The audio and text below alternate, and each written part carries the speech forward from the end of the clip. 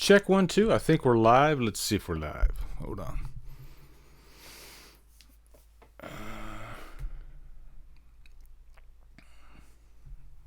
It's saying we're live. Are we live, people? Let me know. Can you see me? Or actually, you can't see me right now. You can only hear me. So let me know in the chat if you guys can hear me.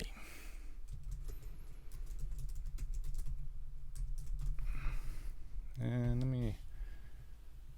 Okay, yeah, looks like you guys can hear me. Sweet. Check okay. 1, 2. I think we're live. Let's see if we're live. Let me mute this. There we go. Okay, I'll tell you what, I'll start the intro and then we'll get this thing going. All right.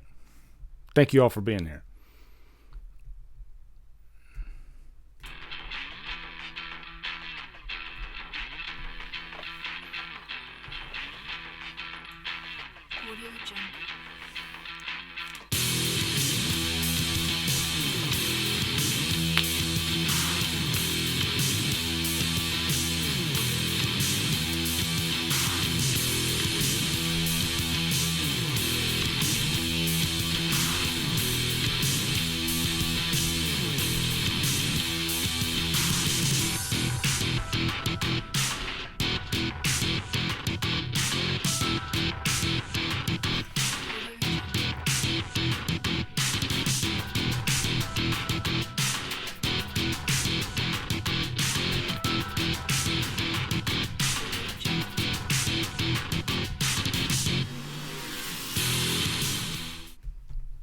What's up, everybody? Who's ready to do some Nightmare on Elm Street, right? How are you guys doing? It's been a long freaking day. Like, it's been nonstop go, go, go. Let me pull you guys up in the chat so I can see who's there. This is going to be like just a chill, laid-back stream. It's going to be fun. I'm going to tell you why we're doing this instead of what we're doing, what we were going to do. But, I got to get my ducks in a row here for a sec. Hold on. Freddy does need to return, and that's one of the reasons why I wanted to do this. So, how's everybody doing today? First off, Michael Trapson and I, we were going to do a stream on the Conjuring universe. Because last time we did a stream, we were talking about like Michael Jackson and stuff like that, and Thriller. And when we got done, he was like, hey, man, why don't we do one for, like, the Conjuring universe? Because he's really into, like, those Conjuring movies. I think he likes possession-type movies, and I'm a fan of some of them. So I thought, yeah, let's do that. So we were going to do it last night, and then he was shooting, because he was shooting some new music videos up in New York. And I think he didn't realize the timing. And so yesterday I texted him. I was like, hey, Mike, you ready? We're gonna do the stream, and he was like, "Oh shit, can we do it tomorrow night?" Or I might have said, "If you want to reschedule." Yeah, I think I said if you want to reschedule for tomorrow night, which is tonight, we could do that. So we were good to go on that. And then today, I got a text, and he's like, "I'm feeling sick. I got a cold." And you know what? I can imagine traveling always makes me sick anyway. You know, because he traveled all the way up to New York. So coming back, I can imagine I'd feel like ass too. So I thought, you know what? I don't want to cancel again. So I figured, you know what? Why don't we do a commentary together? Okay? That could be a lot of fun. And I started pondering. I was like, what movie could we do? And then I got to thinking, you know what? I've been wanting a new Nightmare movie so freaking bad that why not do the Nightmare on Elm Street remake? Why not do one that's probably one of the most hated, one of the most debated? It could be a lot of fun. So that's what we're going to do. So first off, let me give some nice shout outs here. Green Arrow, Robbie the Horror Fanatic, Bernie Gumbato, Sumneat, Beth S. How are you doing? George Hazelwood, Will I? Red Scar Productions, Tony Movies, Chappie D9, Neil Blomkamp, #1 fan. I take it you're a fan of Neil Blomkamp. Tony Movies. That's sweet, man. A lot of beautiful people in the chat. And also, to get it going nice and Mikey Weiss, what's up, brother? How you doing? Said someone in Killer Flicks posted a video of Freddy on Japan. Yeah, I saw that on Japanese TV, and he's going bonkers. Freddy broke out into dance routine. This movie can't be bad after that. Yeah, and that's why I'm here, because I want to defend this movie a little bit. This is gonna be. I got way too much light on me right now, so I think I gotta adjust my lighting over there. It's way too bright. What are you got? Two things, okay? A and B. A, what are you having for dinner, or what did you have for dinner? Because I love food, and so I like getting ideas from other people. And B, tell me if you're going to be watching the movie with me, because I always love it when you guys watch the movie with me. So that's your assignment right now. Let me know that, and then I'm going to adjust my lighting here real quick. I got my water.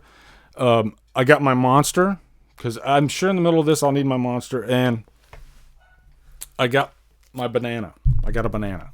So, because that's my dinner tonight. It's been a crazy, crazy day. I got off work.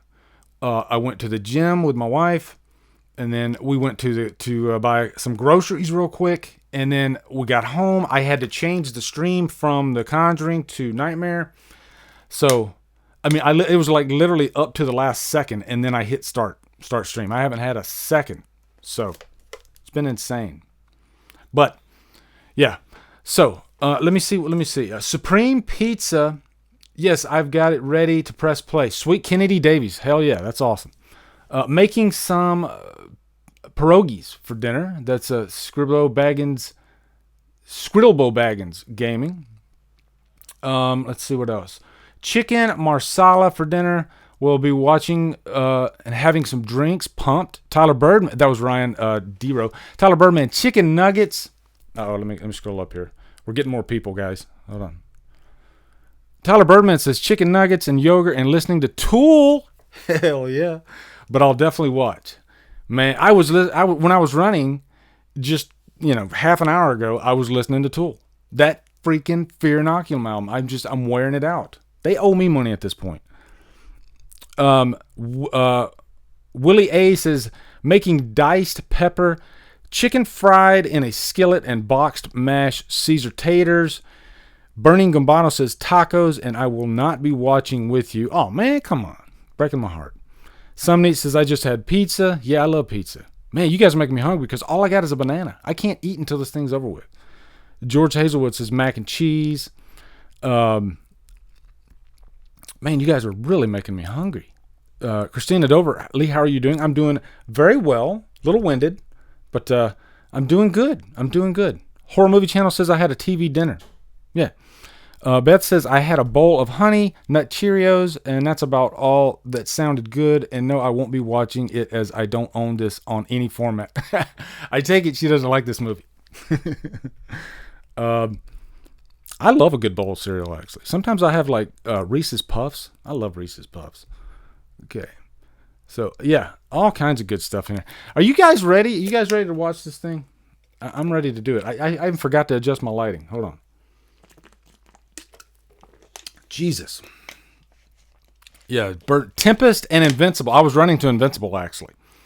Usually it's one of those two tracks I tend to run to, but man, the whole damn album is just insane.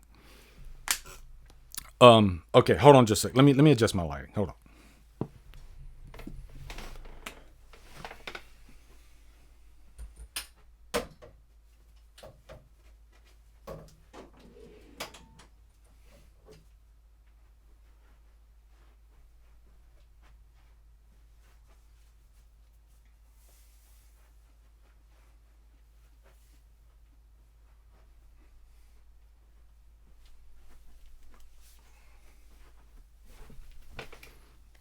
Okay, let me go ahead and get this thing going. Where's I got my Sony remote here. Pop-up menu? Okay, yeah, I got it on Play Movie, all right? So, we're going to hit play. I'm going to give you a 10 countdown, okay? Because sometimes people need more than 3. So, we're going to go 10, okay? So, you ready? 10, 9, 8, 7, 6, 5, 4, 3, 2, 1, play. Oh, man. If I turn off my light, since I got the TV on me, I wonder if you guys will still be able to see me. Hold on. We're getting the FBI warning, guys. So be on your best behavior. Troy, Low Carb Monster, what's up, brother? Let's get it started. Yeah, New Line Cinema. I like that New Line Cinema logo. I do. Hold on. I need to get some.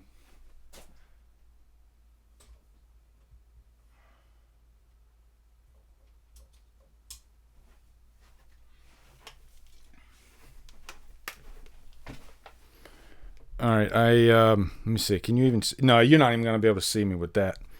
What if... Man, I like watching this movie with the freaking lights down, though.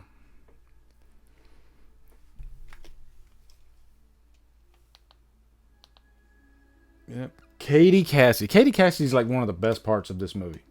She really is.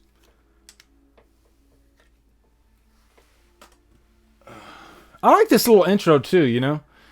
Kind of a little montage of the school playground and, you know, that eerie dark side of it. You know, you get that feeling. Clancy Brown, the great Clancy Brown, you get that feeling that danger is lurking right outside, you know? Mateo, I fucking love you too. I got to turn the light back on. You can't even freaking see me. Hold on. Let's try this light.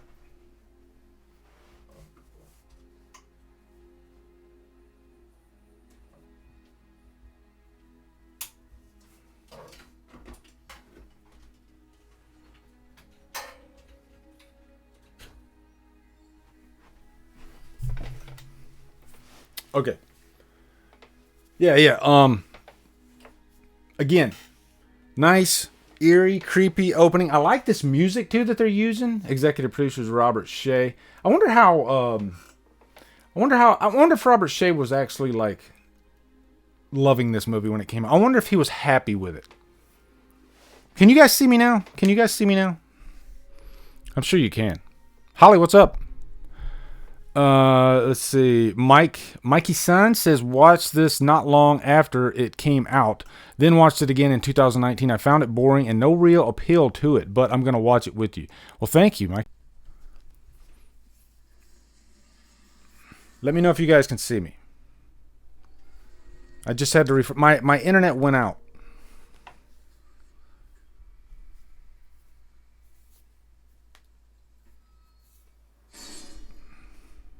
Let me know when it's working for you guys again. Oh, there we got the first sighting of Freddy. We are back. Yes, okay. Mr. Cooling 1983. Thank you for that. And we're back at the right time, too, because I love this sequence. This sequence looks amazing, actually. It's a good, scary nightmare sequence, which is something, you know, the first two Nightmare movies are what keeps me loving the franchise so much. Those two movies are so good. Well, the first three, actually. The first three are so great because of how dark they are. You know, it's like the movies are taken seriously.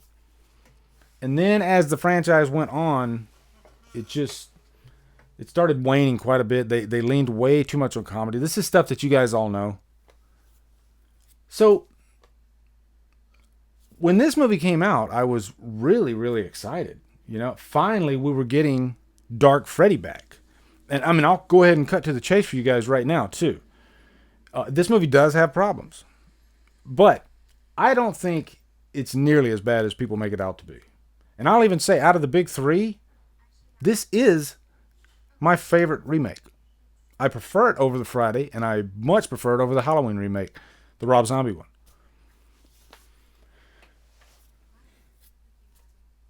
This one introduced some new ideas too, you know, with the micro sleeping and whatnot and all that stuff. But this felt fresh. It felt very new, and the character. We'll get into the characters as it's going along. I mean, these characters seem like they are pretty depressed throughout the whole movie. So that I do have a slight problem with that, but I still didn't mind. Like, as far as like realism goes, it makes sense to me. It makes sense that you would have characters like this. Imagine if you are their age, friends with them, and you're in this town, and this freaking murdering psychopath is killing you and all your friends in your dreams. You know, you're probably not going to be going to Baskin Robbins every night. It's probably not going to be as happy as you want it to be. You know, so I like that they leaned on the realism a little bit. And throughout this, I will be reading some of your comments too.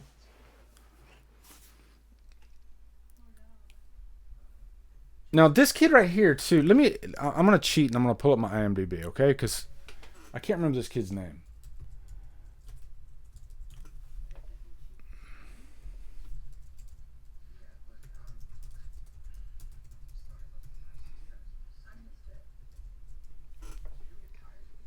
Nightmare on Elm Street 2010. Yeah, and this is the first time we see Rooney Mara playing Nancy. Terribly, terribly, terribly miscast. She is the one thing that I do agree with everybody on.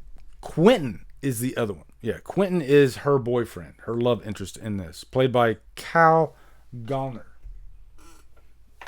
Yeah, and he was, and I'm sure he's still acting, but I mean, he was kind of like up and coming for a while there around this time. Can you believe that this movie is 10 years old now? Like, we're in the 10th anniversary of the Nightmare on Elm Street remake. And 11 years since the Friday remake. So, I mean, let's do the math here. We've had one Nightmare movie since this. Well, I mean, 0, I guess. This is it. We haven't had, in 10 years, we have not had a new Nightmare movie. In 11 years, we have not had a new Friday movie. And we did have Rob Zombie's Halloween 2, and we did have Halloween 2018 for Halloween. So I can't really complain about Halloween, but, you know, and everybody thinks that I just love Halloween, everything's Halloween, but sometimes I do get sick of what, you know, you get sick of chocolate ice cream after a while, you know. Sometimes you want vanilla, sometimes, you know. So Freddy is my number 2 guy. I have been craving a new Freddy movie for so freaking long.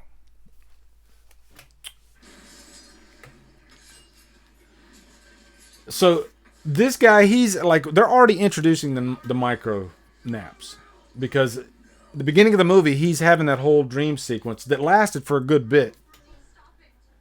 And this scene right here is pretty damn intense. He just shoved the knife into his neck and cut his own neck, you know, across. I think that's better than Freddy's Dead. I do. And then the nice title intro, you know. Kind of reminds me of what they did with, because this is Platinum Dunes, the same thing as what they did with the Friday remake. And you get, and I guess you could say similar intros, except the Friday intro, which was 20 minutes long, felt like a mini Friday the 13th movie, had some fun there. This one was completely serious. We're only probably 5 minutes into the movie. But right away, too, we all remember that Robert Englund did not come back for this.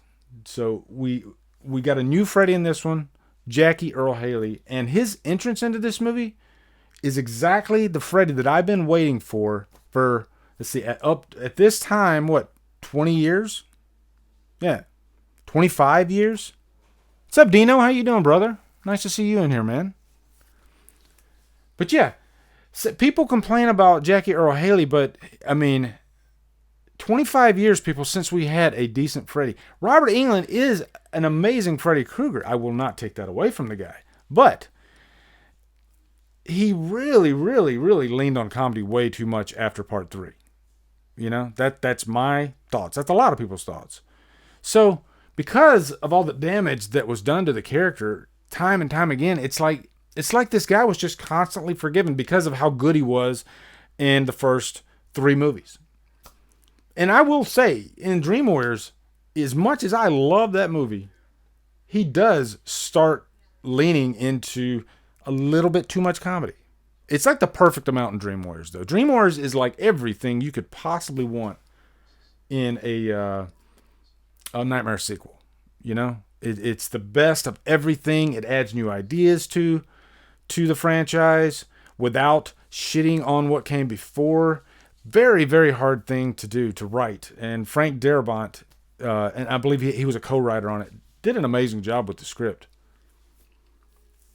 And we're at the funeral now, which is kind of a staple to the Nightmare movies. It seems like in most of the Nightmare movies, there's always a funeral, which is kind of cool. Because in a lot of slasher movies, you don't see funerals. They just get right down and dirty. You get the kills, 4 or 5 kills, and then they're out. And they don't really take time to actually show, the funerals and whatnot. Hey, we got Elm Street 2010. So I'm thinking you probably like this one. Jackie Earle Haley was the so awesome as Freddy Krueger. He even played him again. I would love that. Yeah, and I would definitely love a sequel to this movie, although I'll know that'll never happen. Part of the problem with Hollywood is that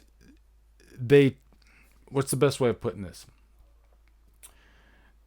They take the word of the fans as scripture sometimes, too much. I think sometimes Hollywood, they want to give the fans everything they want. And I think you get yourself in trouble when you do that.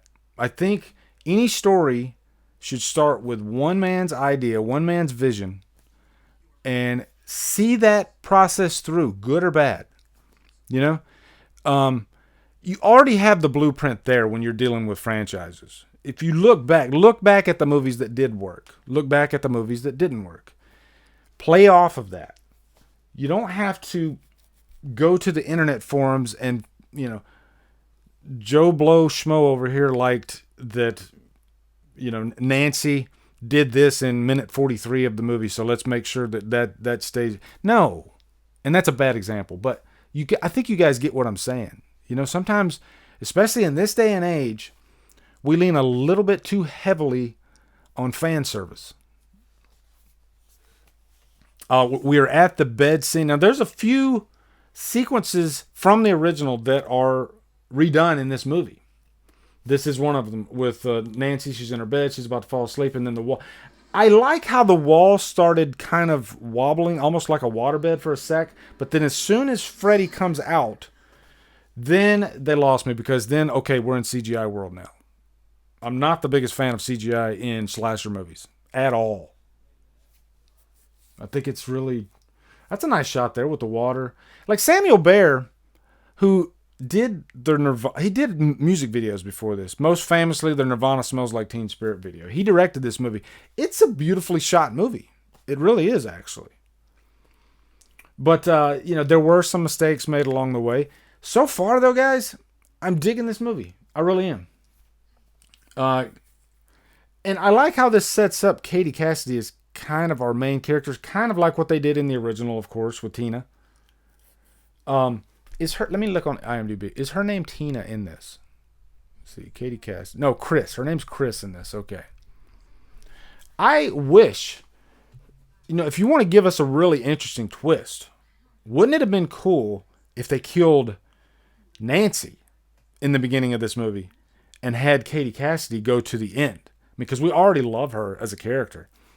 But as an audience, when we're watching this, the first time we're thinking, she's going to die. Because horror fans, we've all seen the original. We're thinking that Chris, who's supposed to be pretty much this version of Tina, we're thinking she's going to die. So wouldn't it have been cool? I mean, you already hate the movie anyway, right? So wouldn't it have been cool if they actually had her as the final girl? And that's kind of a thought that just came to me as I was watching this. I think that would have been a nice little twist. Sure, there are Nancy big, fans out there that would feel betrayed. But I think that would be the lesser of two evils. And, you have the original movie. This is the remake argument that we always hear. You have the original movie, so why does this movie need to copy it? So you'd have this version of the movie, and you could go back and watch it and say, hey, if I wanted to watch the movie with the really likable character living to the end, then hey, how cool would that be, right? It's just a different version of the original franchise. And, let's talk about, like, remakes in general. What do we want out of remakes? Do we want remakes to, I guess just remake the movie, the first movie, verbatim, with a few different changes here and there? Or in a remake, do we want to actually look at the core foundation of the property, the killer, the town, you know, the little nomenclature that's has to stay there. You know, it's the cornerstone of it. And then play around with the characters. You can even have the same characters, but play around with the characters. Make this character live to the end. Make this character not live to the end. Set up some different circumstances. You know, I think the biggest thing you want to do in a remake is you want to set yourself apart from the other movies. You know, even though you're still a remake, you want to stand on your own, which is what the Evil Dead remake did. The Evil Dead remake did it perfectly, I think. And I think that's why so many people love that movie too. It's one of the best remakes out there. It's so different than the original, but it's still a remake because it has a lot of those core elements. You know, this group, they're stuck in a log cabin, and you know, the demons are coming, the Deadites, they're coming after them. That's pretty much it. The story itself, though, completely different. I'm going to take a drink. Should I drink my Monster? I think I want my banana, too.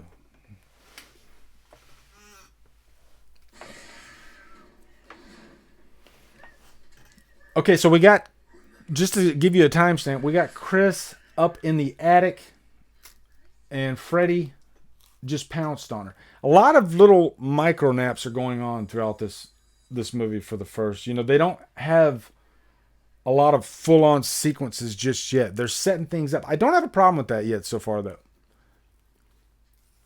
Now, one thing I did love about this, when they're at this scene right here, that we're in the high school, I love that Quentin is wearing a Joy Division shirt, and that's a selfish thing on my part because I'm just such a big Joy Division fan. And the music of Joy Division kind of fits the tone of this movie. And I'm going to move my face away from the microphone so you don't hear me chew.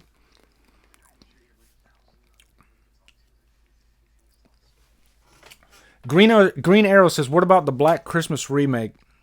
Does that still have value in it? Now, if you're talking about the new one, no, because that movie, a bad movie's a bad movie and a good movie's a good movie. You can make all the changes you want all day. At the end of the day, is the movie good? The current remake of Black Christmas, and I mean, you can go back on my channel. I've talked ad nauseum about this movie, so I don't really want to spend too much time on it, but it leans way too heavily on an agenda and forgets what Black Christmas is all about. You know, what the original Black Christmas is all about. It forgets all that stuff, and it completely disregards Billy, which is a crime. A crime. So that movie pissed me off like nobody's business. We're in the classroom right now. I remember the original Lynn Shay, Bob Shay's sister, was actually the teacher. This is cool, though. This is different. You know, it's like everything turns to ash except for Chris and Freddy.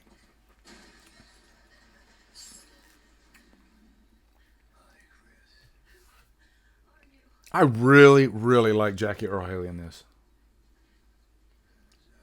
I mean, he came to work. He really did. I think Jackie Earle Haley is pretty damn freaky in this. I think they could have done a little bit better job on the makeup, but you know, they were going for a more realistic version of a burn victim.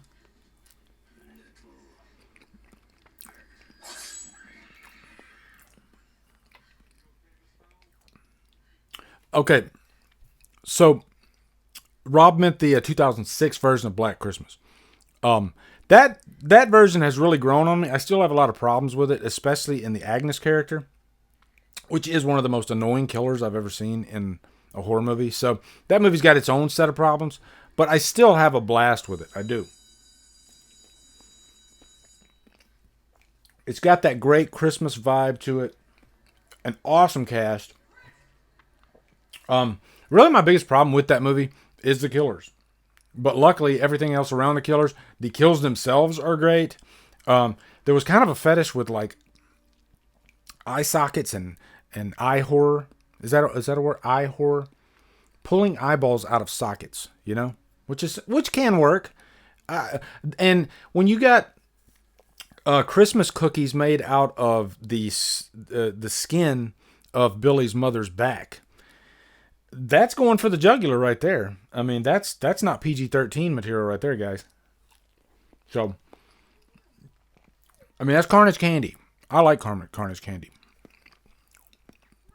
Swifty the Gamer says, Lee, would you watch a Freddy vs. Jason 2 with the remake characters? I don't know. I mean, continuity-wise, that would confuse your audience pretty bad because you have a whole different set of characters in Freddy vs. Jason. So, I see what you're saying, though. I guess you could do that because technically Freddy and Jason are in the same world. So, I mean, yeah, I'd watch it. They've already killed Trent. So, sure, why not? And Freddy vs. Jason is a property where the big sell here is Freddy and Jason. You can put any characters you want in that as long as you give us Freddy and Jason fighting and give us like an interesting story going on. I don't really need Monica Keena to come back in that movie, Jason Ritter.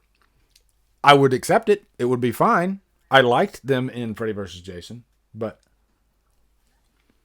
and I apologize so much about the banana, guys. I'm putting the banana peel down, okay? No more banana.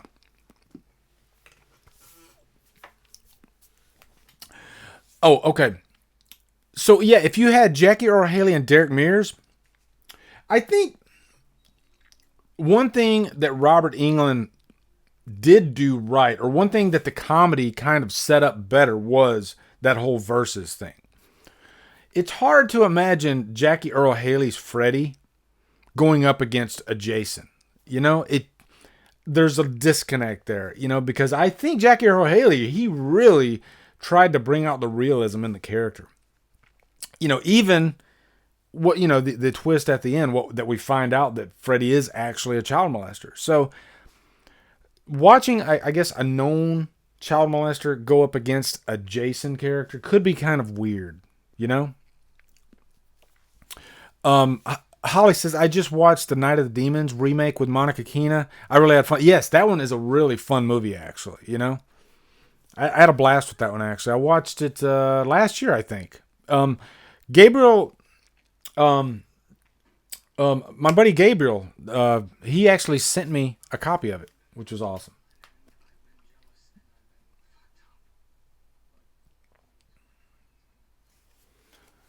Now I see the problem people do have with the characters in this because yeah, it's a pretty somber movie throughout. I think Katie Cassidy's a better actor though than Rooney Mara was in this movie. At least Katie Cassidy gave you a little bit of variety. But man, she can cry like it's nobody's business. Now I remember this kid here. He was in the Sarah Connor Chronicles.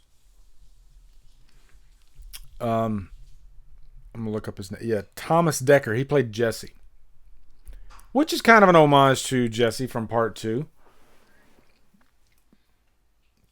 You know, I never even realized that. So you have a Jesse, like I'm sure he's not the same Jesse, but it's kind of cool that they paid homage to Part 2 because I freaking love Part 2, guys.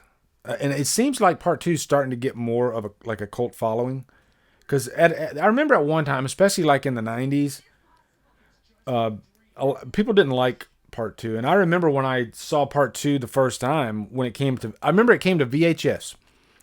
Part 2 came out in 85. And around 85, I remember VHS really started ramping up. And, rental stores were starting to open. So one of the first video, like VHS rentals I remember is Nightmare on Elm Street Part 2. And, I didn't know what the public's opinion was on it. I didn't watch Siskel and Ebert. I didn't watch any kind of reviews at the time. I was 11 years old. 12 years old at the time. So I didn't really care about any of that. I liked horror movies. And so I loved it, especially with the opening scene with the bus, which to me is one of my favorite sequences in the entire franchise, if I'm being honest. Now, this death scene right here, we got Chris. It's at night. She's in her bed. Again, it's a remake of the original scene, but it's a really effective scene, actually. Um, I love when her body is levitated up, and then you see like her her sternum. It just like completely rips open. We're gonna get to it in just a minute. So she's going to look for her cat.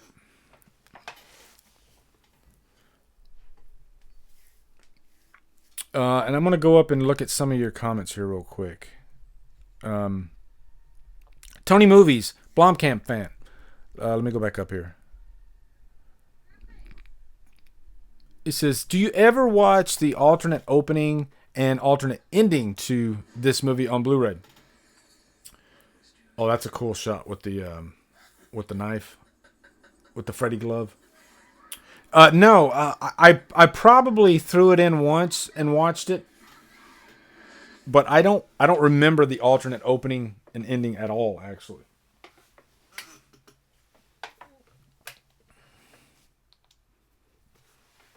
So just to turn the video so you guys can see what I'm looking at here. Yeah. Yeah, so you can see Chris. Yeah, little recreate. Oh, yeah, so she's seeing the little girl. That's another really cool staple of the Nightmare franchise. The little girls, 1, 2, Freddy's coming for you, doing the jump ropes. Yeah, right there. Love that stuff. And that's one reason why the Nightmare franchise works so well, too. Let me put this back up here.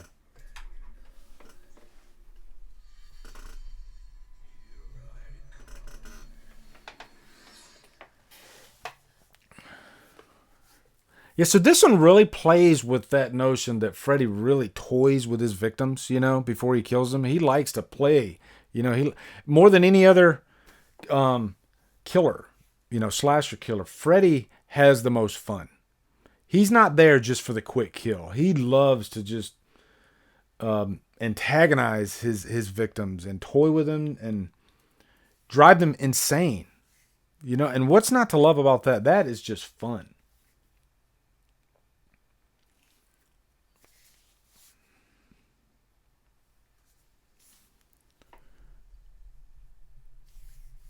Yes, part 2 is very underrated. An escaped mental patient says, I like that name. Have you seen Night Killer 1990? No, but I like that title. That actually sounds interesting. I'll definitely check it out. Jesse Campbell, he says, Lee. Oh, hold on. Let me go back up here. Please say hi, Jesse and Sarah. It would make our day. We love your channel. Hi, Jesse and Sarah. That's awesome. Thank you. I appreciate you guys watching my channel. That's awesome. Okay, so now she's freaking out. I got to show this. Oh, here we go. Yeah, she spins. Yeah, look at this. This is a really well done scene, actually. Right there. The knife cuts go across her stomach. And it's bloody as hell. That's good stuff.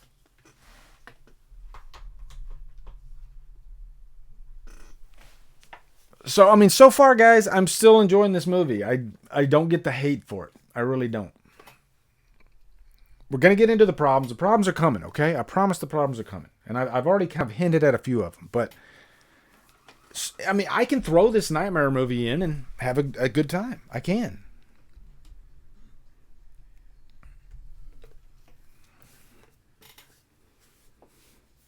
Yeah, that is a terrifying kill. Can you imagine dying that way? And can you imagine her boyfriend Jesse seeing her die that way? It's got to be insane.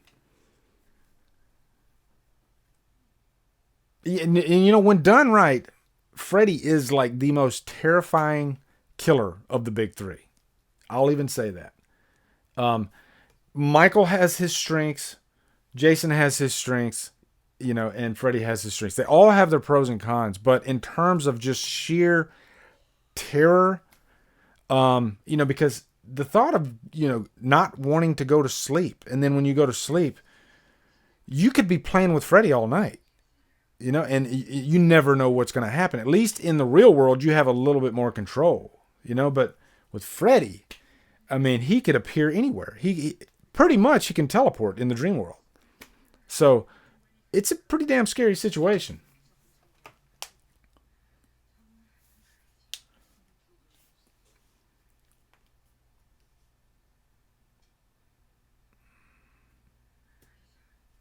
Now, I remember seeing this movie for the first time, actually.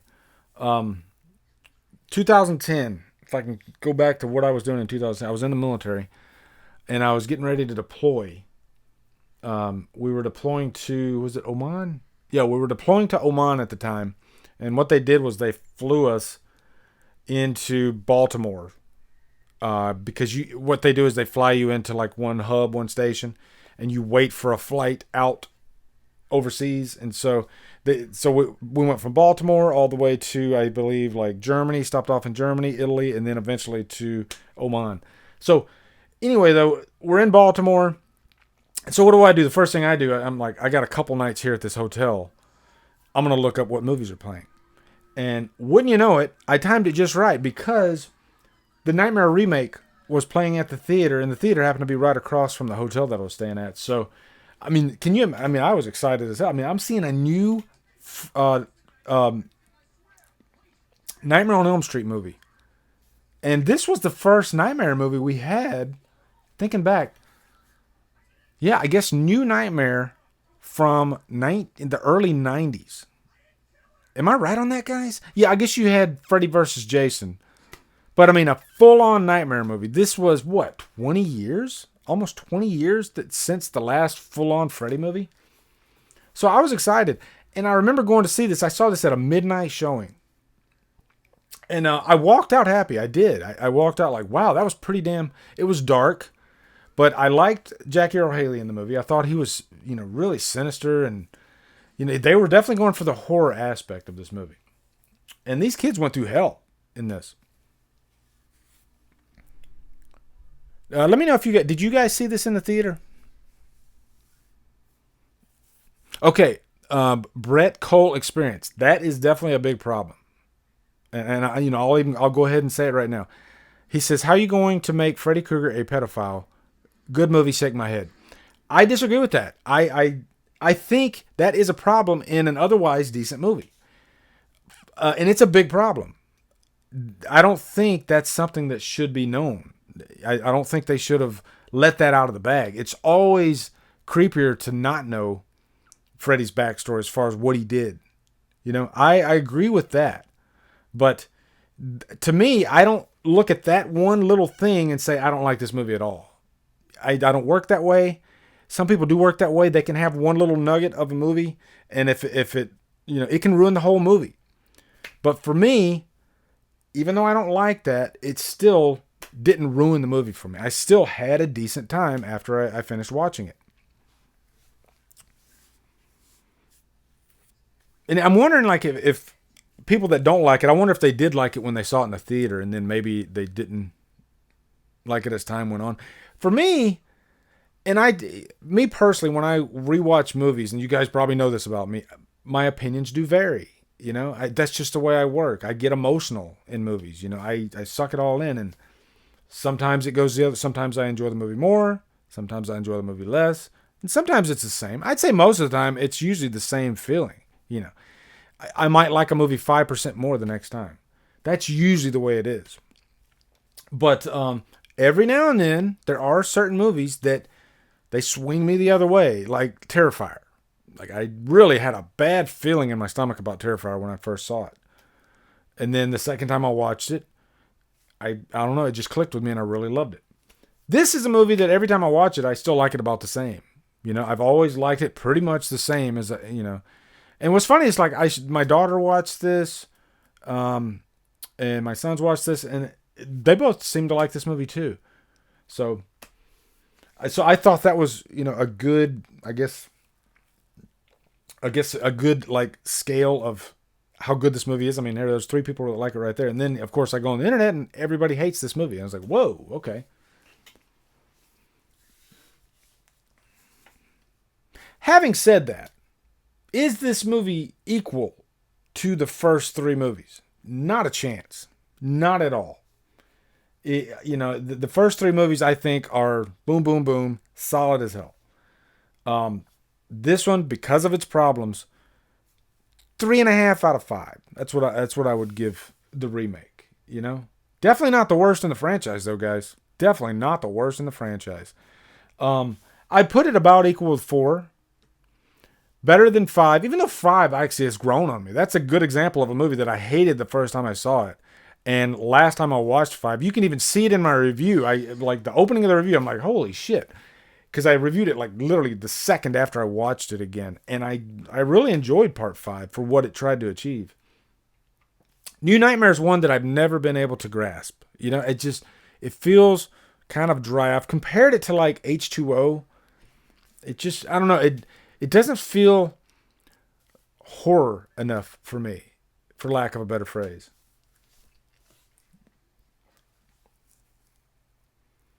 So we got Jesse. He is in jail right now.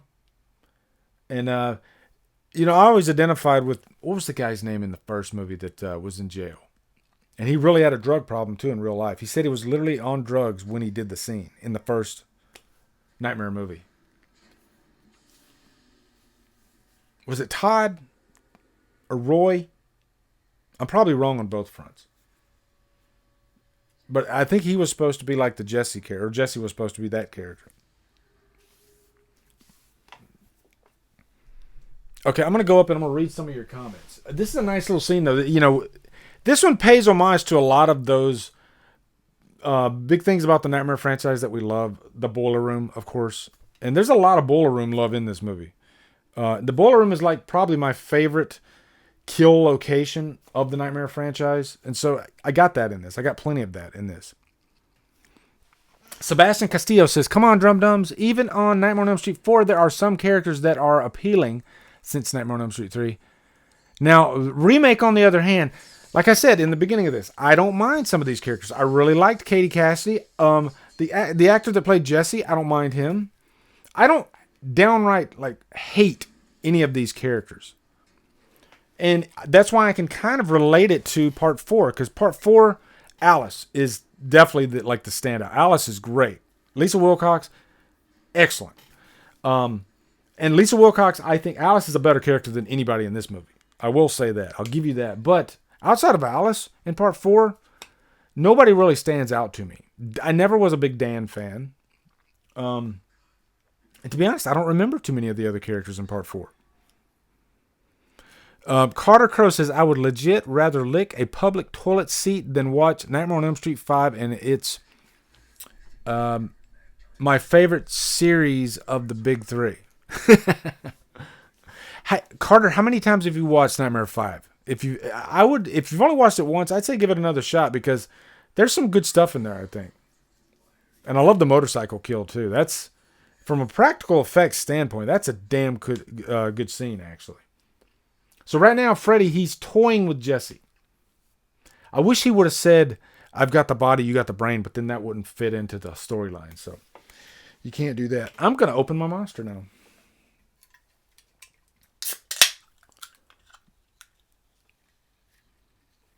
Oh, yeah, Kristen, too. Good point there, Green Arrow. Kristen is another one of the favorites from the franchise. Didn't really care for Tuesday Night as Kristen. Just didn't feel like the same girl at all. It felt like a different character. She didn't really channel what Patricia Arquette was trying to bring.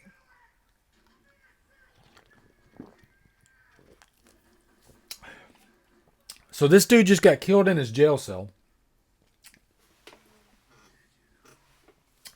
The kills in this movie, guys, I mean, really bloody. Really bloody. I say I mean too much, don't I? Like, Freddy is not fucking around in this movie whatsoever. I mean, his intention at the end of the day, he definitely wants to kill the children of Elm Street. And I know Robert Englund wanted to do that, but I think he went a little bit too crazy. Not a little bit, way too crazy with the damn comedy.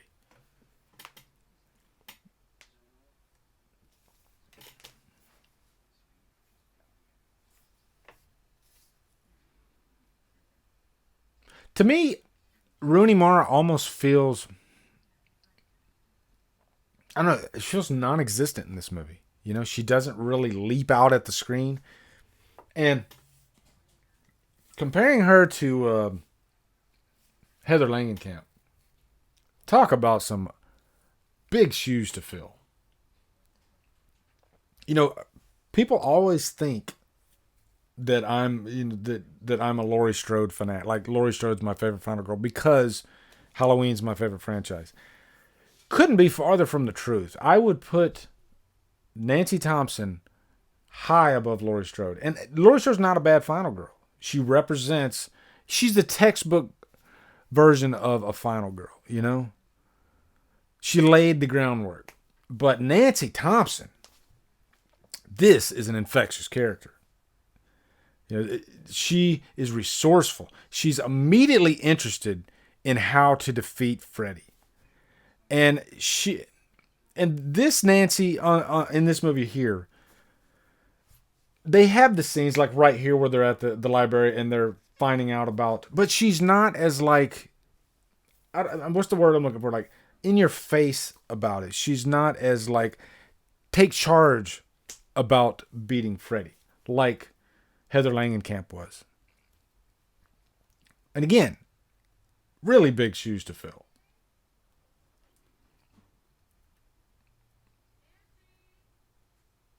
Now, Nancy's mother in this, I will say the way that she dies at the end of this movie is better than the balloon blow-up doll that was pulled through the front door window in the original. That's a silly scene. But, you know, you're on a budget. You're at the end of your shoot, and you do what you can to finish it. I'm sure, because shooting a film is like a marathon, and I'm sure at the end of the marathon, you're probably running on fumes. I think that's probably another reason, one of the reasons why movies aren't shot in chronological order for the most part. It's one of the reasons. I mean, there's quite a few reasons. Obviously, scheduling. But I'm sure that too. I mean, it kind of, you probably want to shoot your meat of the movie first. You know, you probably want to shoot those really important signature scenes first. Let me check my thing here. Oh, I need to redo my chat. Hold on just a sec. Yeah, I need to redo my chat because it hasn't been going on my screen here. Give me a sec, guys. I'm just going to fix this real quick. When you're working in OBS, if your internet goes, then you got to go back and you got to like repaste in some of your settings. So I'm going to do that right now.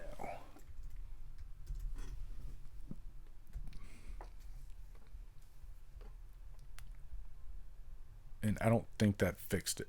Hold on.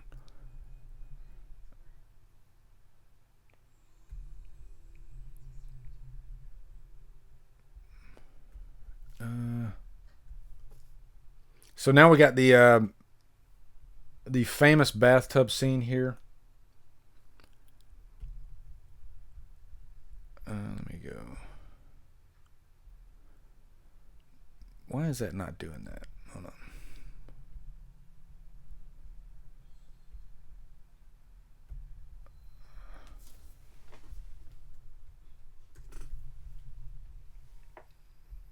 I'll try that one more time. If it doesn't work, then oh well.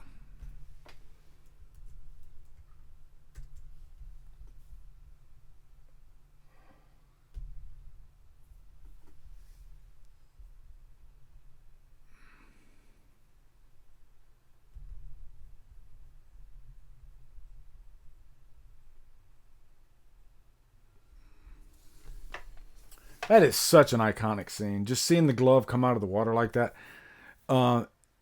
It's a shame that they went verbatim with this one. I think they should have, I don't know, looked at the scene from a different angle and tried something. Something more unique with the scene.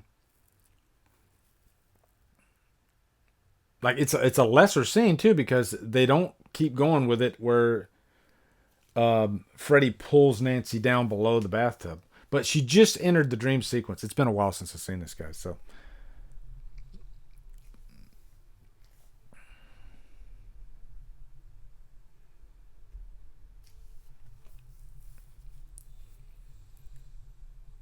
let's see. Why is my chat not working? That's gonna drive me crazy, guys. I'm sorry.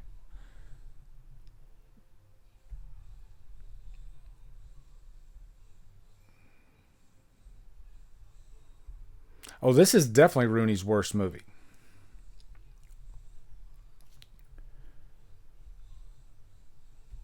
You know what? I am just going to take this chat off of here then if it's not going to work. So, there we go. Okay. Because that'll drive me crazy.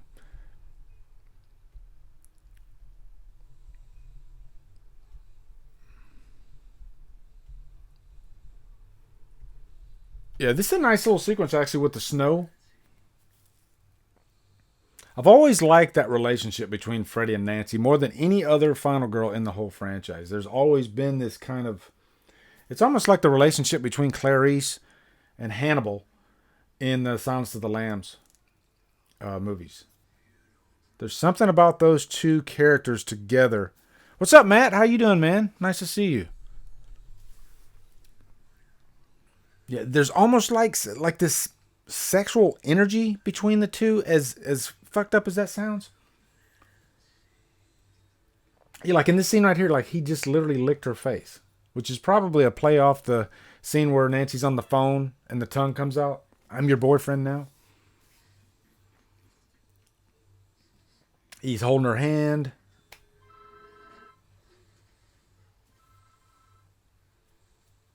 I always loved that aspect of the Nightmare movies about how you can't fall asleep. You know, because I just can you imagine that like not being able to fall asleep because you might die.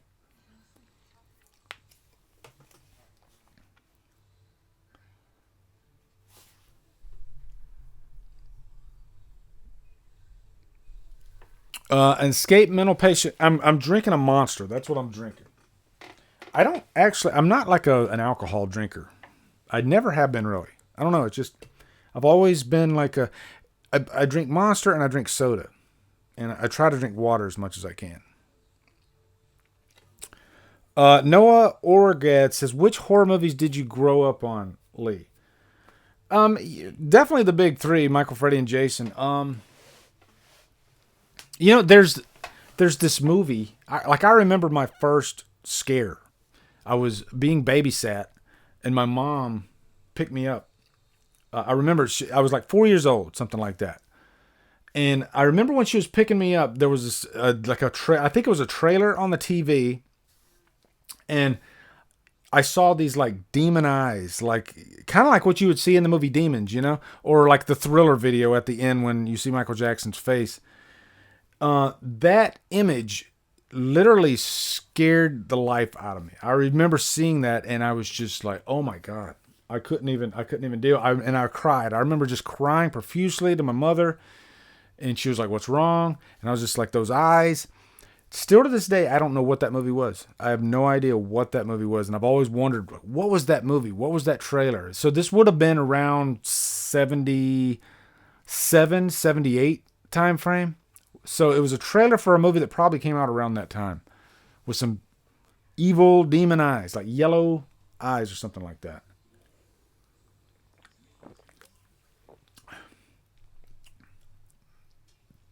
But I also remember this movie, Watcher in the Woods. It was like a Disney movie. And I think they showed it like in elementary school. And I want to give you guys good answers. I'm trying to think of other horror movies that I watched growing up.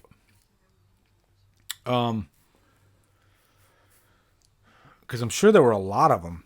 But for some reason, it's not registering.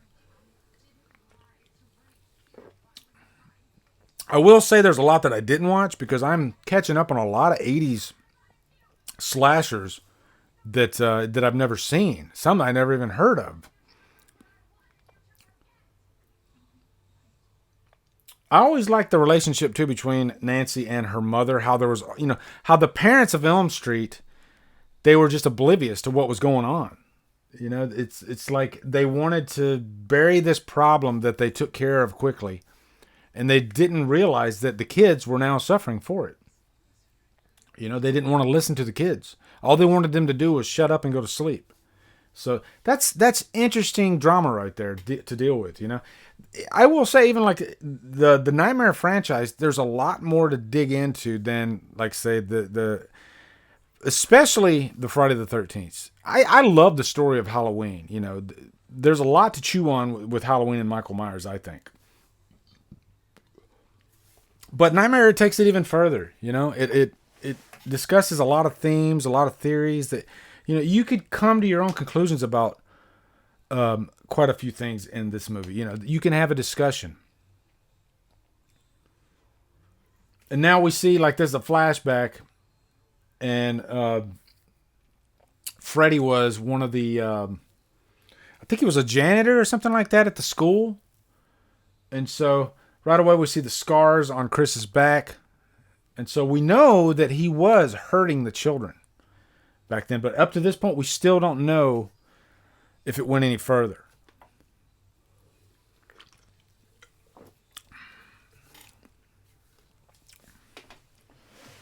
Don Morton says, check out George C. Scott in 1980's The Changeling. Best ghost story ever. Yeah, I've heard that one's really good, actually. I just watched Madhouse the other day from 1981. 81 is by far the best year of horror in horror history. I'm saying it right now. But Madhouse is another movie that came out. It came out the same year as Happy Birthday to Me. And they both have kind of the same ending. Where you have just a table with a bunch of birthday guests around the table and they're all dead. That's the reveal in both movies. But I'm gonna be actually reviewing Madhouse. Damian Maffei actually told me about that movie, Madhouse, and I ended up buying it. I bought that one, and I bought where's it at? Oh yeah, Alice Sweet Alice. And I already reviewed Alice Sweet Alice, and I loved that movie. Madhouse, it's okay. It's not too bad, but it's not Alice Sweet Alice. And I'll even say Happy Birthday to Me, much better than Madhouse. But Madhouse does offer some interesting ideas, and I'm looking forward to diving into that in my review.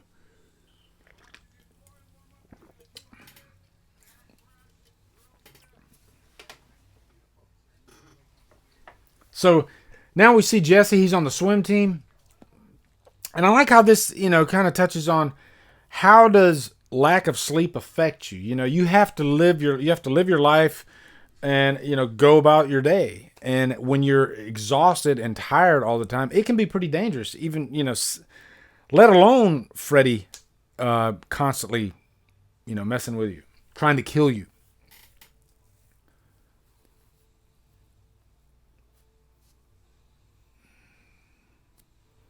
And so Nancy's doing her research now. That's another thing I don't like about this one is it seems like movies these days, they go straight to the Google.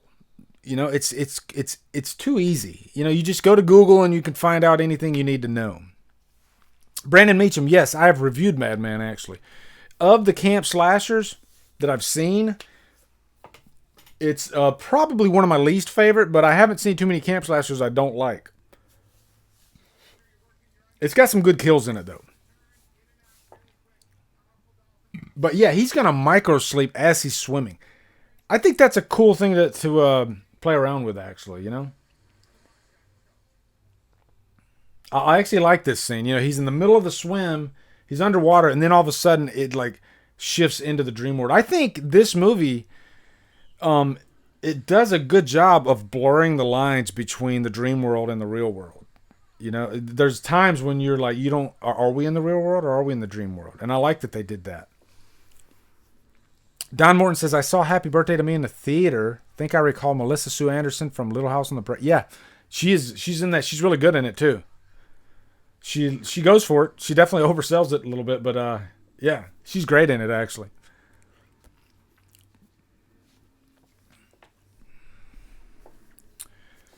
Noah Orgaz says, today remakes are classics have cell phones and have been modernized today.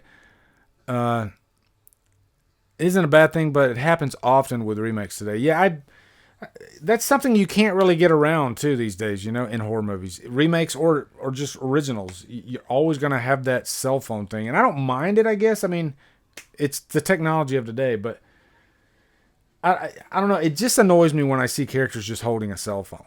I think that's part of the charm of 80s and even 90s horror movies. Not having that cell phone, that technology there. And I do miss, characters literally picking up a regular like handheld phone. Hell, even going back to like Black Christmas with the spinning the dial on the phone. I love that stuff. Matt says the dream sequences are very well done. If they strayed away from copying and pasting the original, I feel it would have fared better. Yeah, I agree. And I was kind of touching on that earlier about the definition of what a good remake is. And I think this one had potential. It definitely did. And it's not, like I've seen remakes that are much more like the original than this movie. And this one is, it does borrow a few scenes from the original. But I don't think it does it any more than any of the other remakes. I mean, Halloween did it. Friday the 13th. Friday the 13th didn't do it nearly as much. To me, the characters were my biggest problem with the Friday remake. Or a few of the characters. And I don't even hate all the characters in the Friday. Like the last time I watched it, it was for the D-Watch that I did for the Friday remake. And even in that D-Watch, I came around to it a little bit. I was like, you know what? I did have a good time with this time. Even though I still hate some of the characters, I still had a decent time with it. And Derek Mears is a damn good Jason. Man, we are rolling right through this movie, guys. I mean, we're getting close to the end. We're in the last act for sure. Juno 2000. Have you seen Jay and Silent Bob Reboot? No, I have not. I have not seen that yet. I don't even know if I'm interested. Is it worth it? Is it good? For me, Jay and Silent Bob, they're hit and miss. I love Clerks. Clerks is so good. And I like Mallrats. But they're hit and miss for me. Like Jay and Silent Bob Strike Back, I thought was only okay. Clerks 2 is good too, actually. So now we're seeing, the parents of Elm Street. They chased Freddy into this factory, and then they burned him.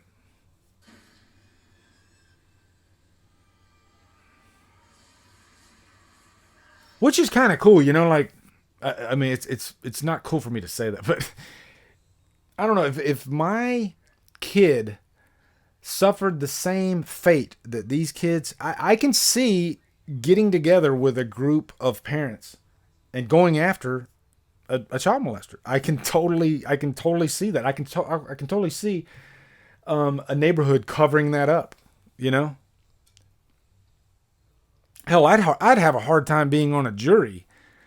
And if it was a child molester, letting that guy off, I mean, it'd be a tough thing to let go,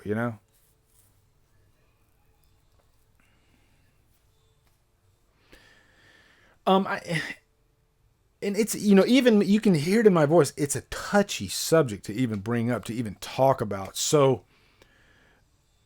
playing around with that in a slasher movie, I mean, it's a risky proposition. And they handled it perfectly in the original. And it's kind of silly to think, I mean, we all know in the back of our minds, the original Freddy Krueger, there's a good chance he was a child molester. It was smart of them not to give that answer out, but there is a chance that he was. So let's assume that he was. Freddy, more than Michael and more than Jason even, probably was the most celebrated slasher killer in the 80s. I think even early in the 90s. I mean, he was on television, you'd see him. I think they even had Freddy cereal or something like that. I mean, he was as big as I guess Michael Jackson was, he had this moment in the spotlight, kind of like Kiss, I guess, had a moment in the spotlight. Freddy was huge at one time. So it's kind of silly to think that this guy that in movies could be a child molester is loved by Americana, by the families of America. It's kind of crazy if you think about it.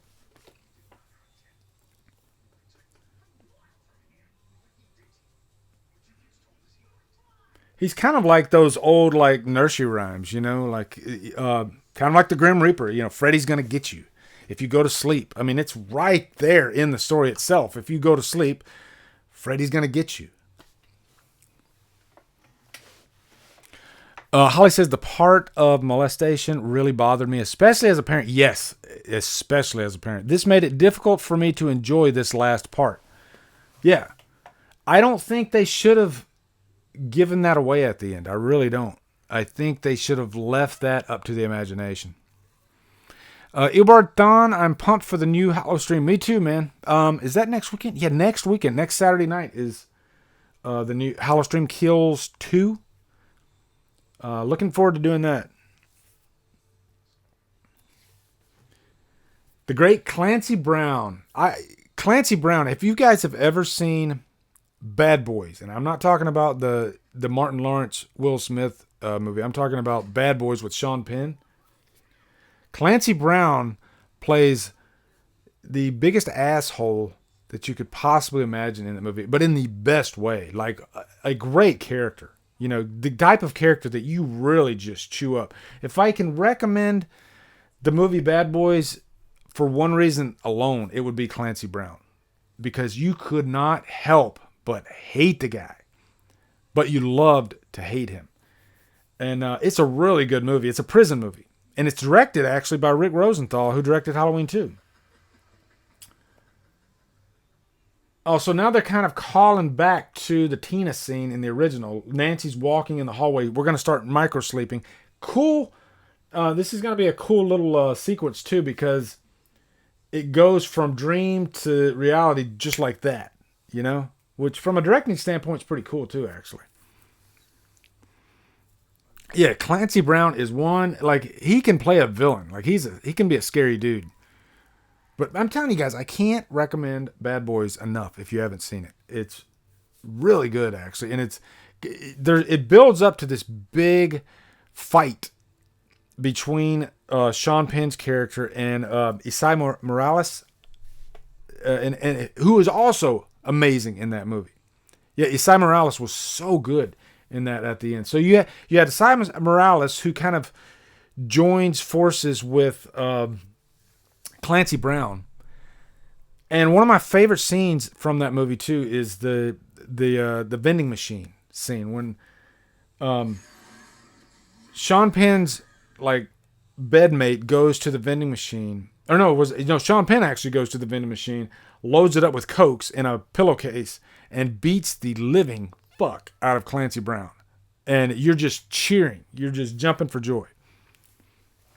Okay, they're in the pharmacy. They're in the drugstore, and he's like begging the guy, I don't care what you got to do, just give me some medicine to keep me up. Like at this point, they're starting to lose their minds. They're starting to go a little insane.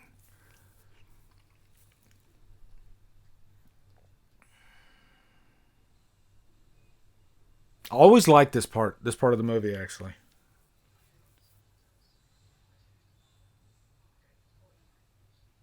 And if I can credit this movie in one thing alone, it's staying the course with the tone of the movie. They played it serious. And if I wanted anything out of a new Nightmare movie, I wanted them to take it serious. I didn't want it to be a joke. If you want humor in there, make it dark. And there's a couple of very little dark humor moments involving Freddy. His little one-liners, but. Yeah, I love that about this movie. If I'm in the mood for a really serious, dark nightmare movie, this is not a bad one to throw in. You really want to stay awake when you burn yourself with a car lighter. Yeah, very true. And it's relatable too, because have you guys ever slapped yourself to stay awake? I've done that before. Like, I've been on like long car rides. Here we go. We're in the farm. It goes from boiler room to pharmacy, back and forth, and the boiler room scenes start getting longer and longer, which means she's falling deeper and deeper into sleep. Love that, guys. I mean, love that about this. But no, I was like on this long road trip because I used to go when I lived in Georgia. I would go to Atlanta all the time. I was when I was actually an extra in Stranger Things. I had to make that drive a few times, and I remember literally slapping myself to stay awake because I I shot like one of the shifts. I literally had no sleep. Let's just say that, and it was a 3 hour each way drive. So 3 hours there, shoot for freaking 9, 10 hours, 3 hours back, and man, I'm just exhausted, and I'm literally slapping myself, and it made me think of this movie, and it's really cool for a horror movie when you can make people think back to it, and that particular aspect of this movie, I constantly think back to it every time I'm like falling asleep, and I want to stay awake, I want to slap myself to stay awake.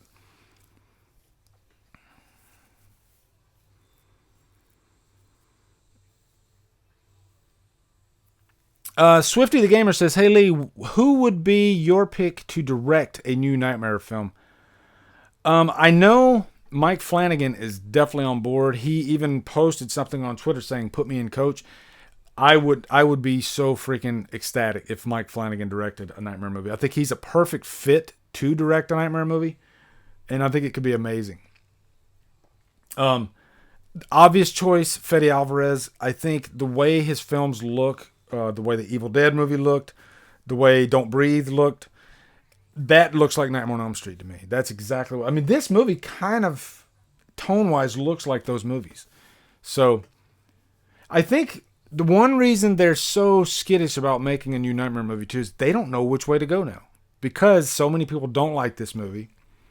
So many people don't like Freddy's Dead. It's like, which way do I lean? Which way do I go? So, I think that's part of the dilemma with this. Just trying to figure out which direction to go. And, we all know about the Friday movie with the legal red tape and all that stuff, but I honestly don't know what's holding them back from making another Nightmare movie. Is it a studio thing? I mean, they're owned by New Line Cinema, which is pretty much owned by Warner Brothers now, so I don't know why. Let me know in the chat. Didn't the rights go back to Bob Shea?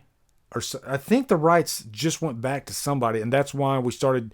There was a little bit of a bubbling up on Twitter about a new Nightmare movie. Like they were taking like pitches, I guess, for it.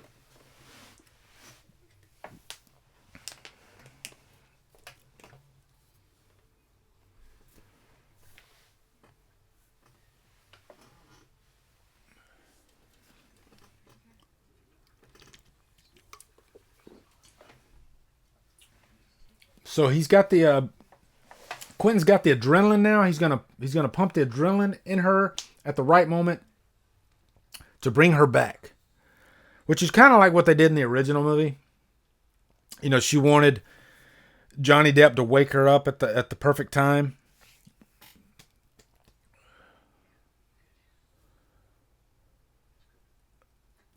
And eventually they want to pull Freddy out into the real world, which is always an exciting thing, watching the original movie when Nancy pulls Freddy out and now she can physically hurt him. It's an awesome moment.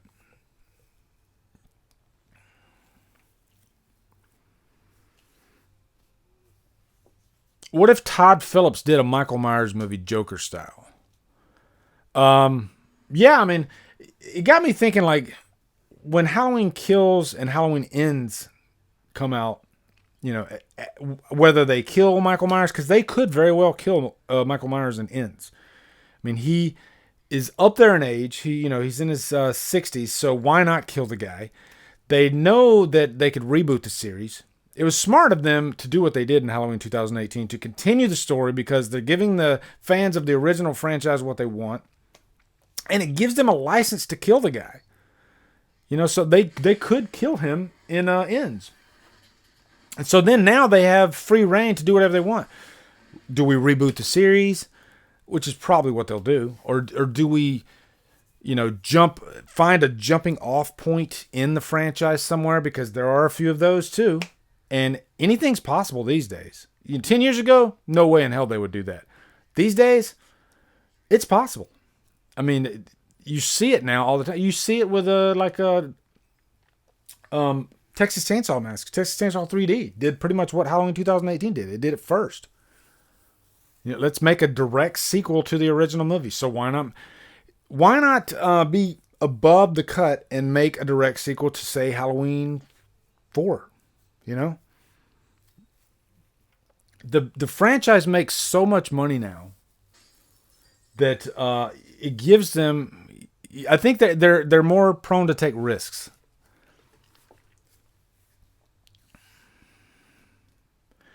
Awesome, cool guy. Halloween 2018 was a breath of fresh air for the franchise. I will definitely agree with that. Despite my problems with the movie, still at the end of the day, a good movie. A good slasher movie, more importantly.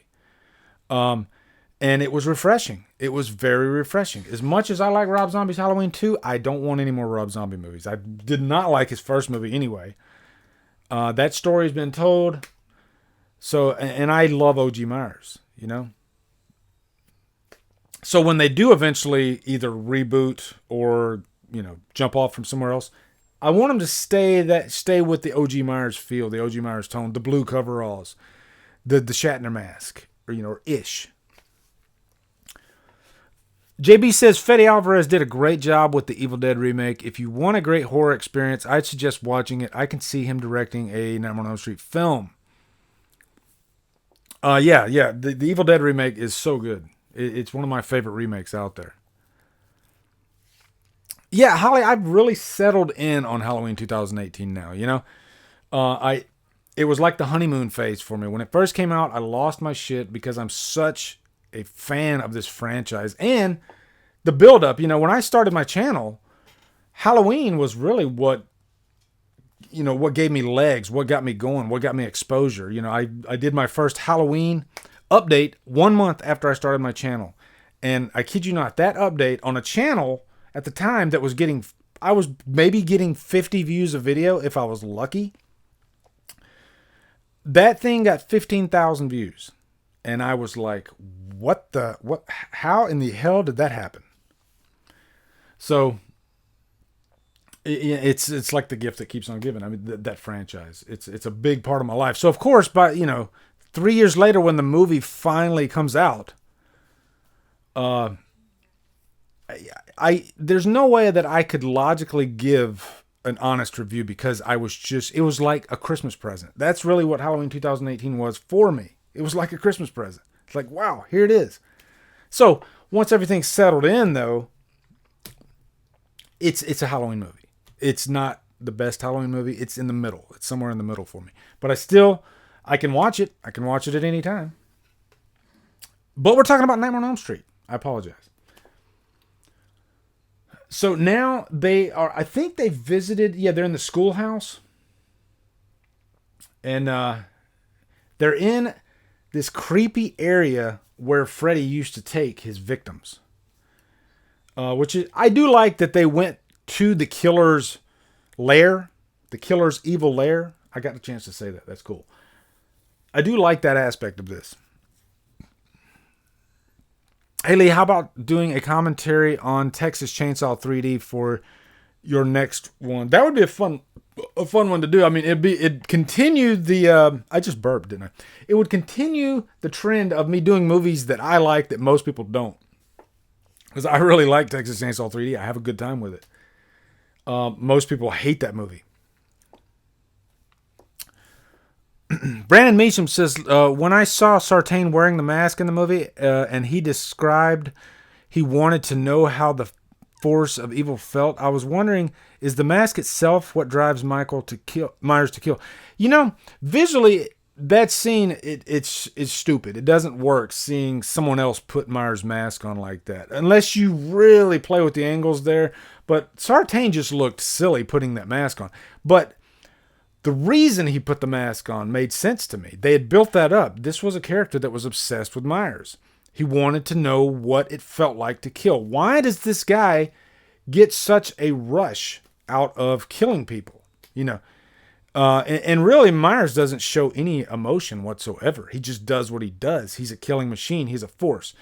So Sartain was seduced by that.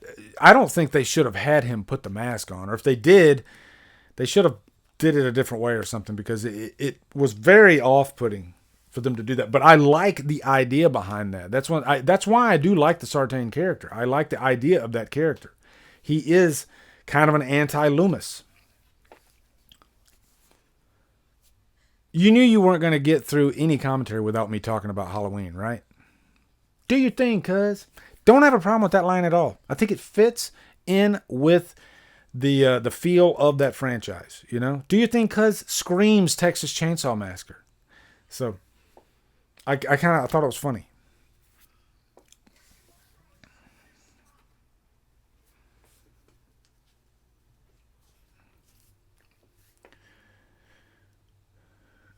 Now, I think if this was not a Freddy Krueger movie, having this ending here would make more sense, you know, because it is a powerful moment when she does look at that picture and they don't show you what's on the picture, which I think is very effective. That's a great way to do this scene, you know, to see the reaction of the character looking at the picture and not the picture itself. I find that even more frightening.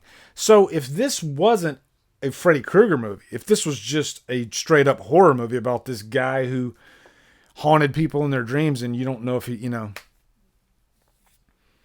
I don't think people would have such a problem with it. It's not a movie you'd want to set up sequels for, really, because it deals with a child molester. But it's an effective ending, or at least the way he shot the ending I thought was very effective, to not show the picture.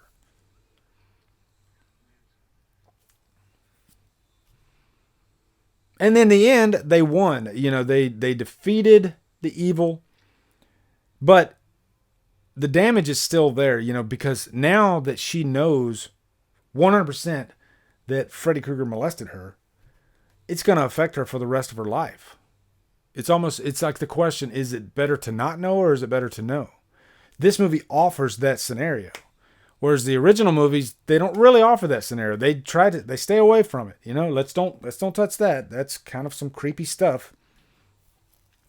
Ebard, have you gotten to see the In the Search of Darkness documentary? No, I haven't, but I need to, because I hear it's a great documentary. Actually, I did a video on it too for the Indiegogo campaign a while back when they were producing it.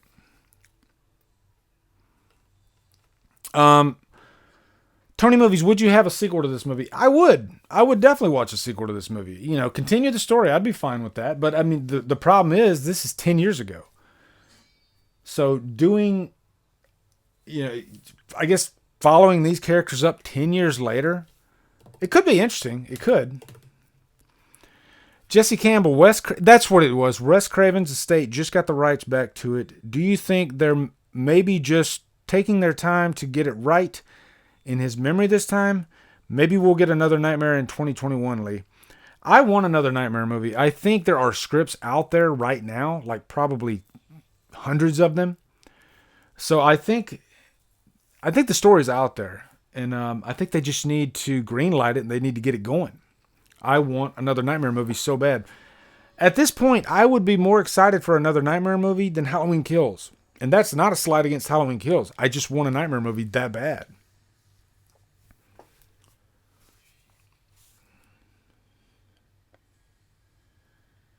So now Jesse's in the dream world. I'm trying to remember why did he end up... Oh, because he fell asleep, and so he's got to wake up in time to wake Nancy up. So we haven't gotten to that reveal scene yet.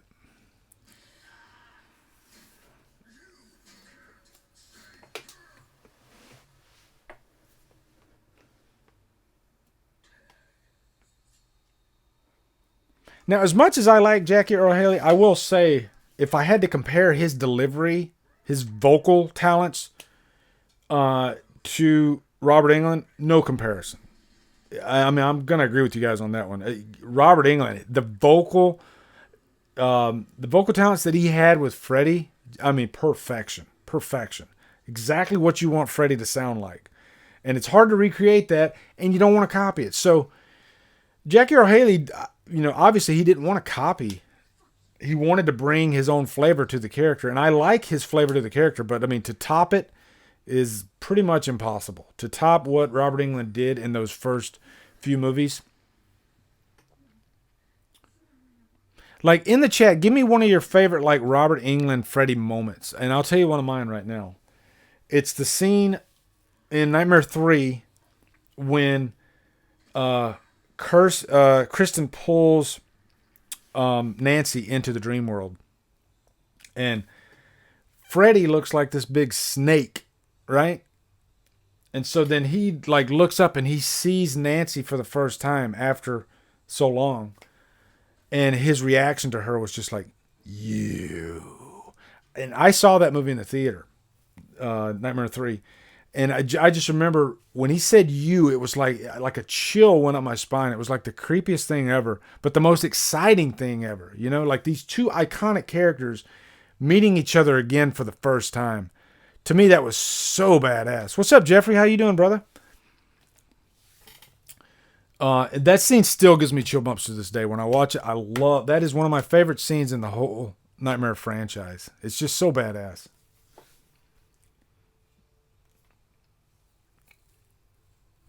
And this last dream sequence, it goes on a really long time. So Freddy was in the closet. I wonder if that was a nod to the first Halloween, because the closet looked exactly like the closet in the first Halloween. Oh, and this is always a cool thing in a dream sequence when you got a character running down a hallway and then they run slower and slower and slower because, like in this scene, there's blood, and so and the blood like gets deeper and deeper.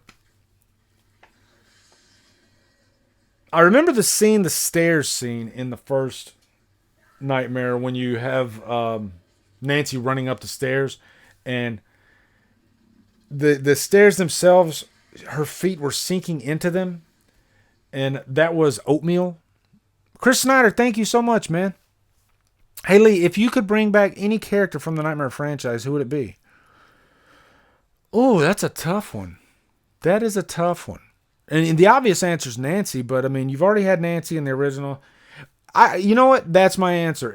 If they wanted to stay the continuity from the original franchise, kind of what they did with Halloween 2018, bringing Heather Langenkamp back does excite me. I think that would be really badass, actually. And I think Heather Langenkamp would jump all over it because she ain't got that much going on right now at all. Anyway, her career never jumped off. And Dave McCray was talking about this the other day on his stream. I jumped in, I heard him, but he was talking about how the difference between her and Jamie Lee Curtis. Obviously, her career didn't take off like Jamie Lee Curtis. She's known for just Nightmare on Elm Street. So it would be an event if Heather Langenkamp came back, but you still got to have a great movie there. Like, I'd hate it. How bad would this be if they brought back Heather Langenkamp and we have a shit movie? Like, shit meaning very low budget, not like A-level like a lot of the Friday or the Nightmare movies are. Wouldn't it suck? Kind of like what they did with I Spit on Your Grave. They brought back the original girl from the first I Spit on Your Grave. And I haven't seen the movie, but I've heard it's like one of the worst movies of 2019. Wouldn't that be a shame if they did that with Heather Langenkamp? But, yeah, Holly says she's a sweetheart. I would love to meet her. She seems like she's awesome.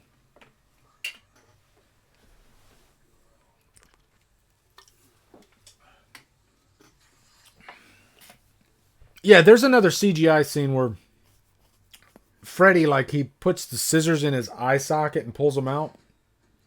And then they had to add this little CGI blood dripping scene from the scissors as he pulls them out of the eye socket.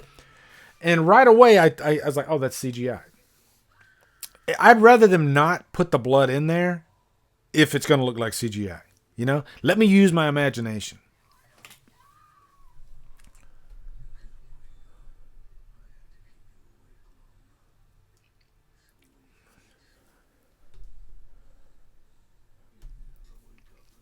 Don Morton thinks it should be a Halloween 2018 kind of remake. Halloween 2018 is not technically a remake. I guess it's sort of a reboot, but Brandon Meacham says, what do you think of some lines taken from Freddy vs. Jason for this movie? You have to refresh me. I don't remember any lines from Freddy vs. Jason in this one. Jeffrey Lane says, I loved the scene in Nightmare 2 when he said, "You are all my children now." Yeah, that's another one of my favorite. Like, if I had to do it like a top 5 favorite scenes, that one would definitely be in there. Okay, so the adrenaline shot just went into her chest, and now she's out, and now she's about to grab Freddy.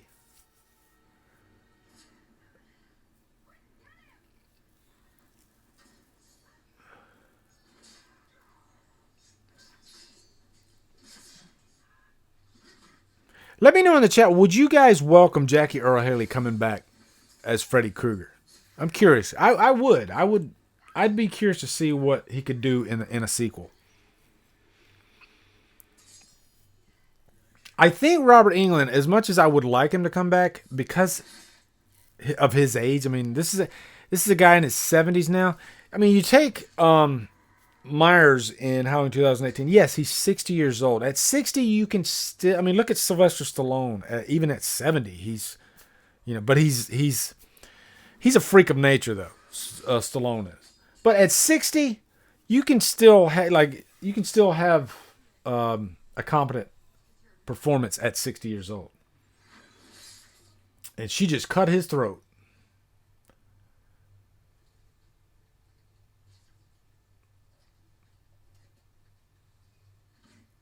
The blood's just flowing. Now, see, that was a nice effect there. And that was CGI, but it looked real, at least.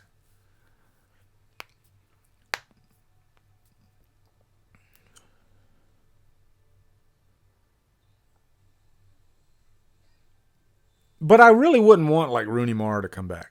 Her performance turned me off so much in this movie that I don't know, I wouldn't like it. And Rooney Mara is her work in Girl with the Dragon Tattoo is excellent, amazing even. I mean, like the rape scene, the performance that she was able to pull out in the rape scene. I have to give her credit as a good actor. As much shit talking as she did about this movie after, and I don't know everything that went on behind the scenes, but she is a good actress. And this was like one of her first movies, if not her first movie, so. But I remember like hearing that like the guy who had to do the rape scene in Girl with the Dragon Tattoo, he had like almost a nervous breakdown after doing it, because David Fincher is known for doing scenes for a long time and repeatedly. And so he probably had that guy do that scene like pretty much all day, like an all day shoot. And they said the guy like went to his trailer and just could not even like leave. He was just completely broken down, nervous. That must have been a tough scene to do, But Rooney Mara was great. She was great in it. I just don't think she took the character Nancy. Like, when you're an actor and you're given a character to portray, I think you want to do some kind of homework and like come up with a game plan. Like, what do I want to bring to this character? What's my action, I guess. And I don't feel like Nancy in this movie she was more of like a reactive character. She wasn't like a proactive character. And that's my biggest problem with her. So now we're at the end. The mother's standing in front of the mirror. And, I mean, that's a nice bloody scene. I mean, freaking... I'll give this one the credit on the over the original. Freddy's glove going through the back of her head. You see his blades coming out her eye sockets. Some pretty gruesome stuff.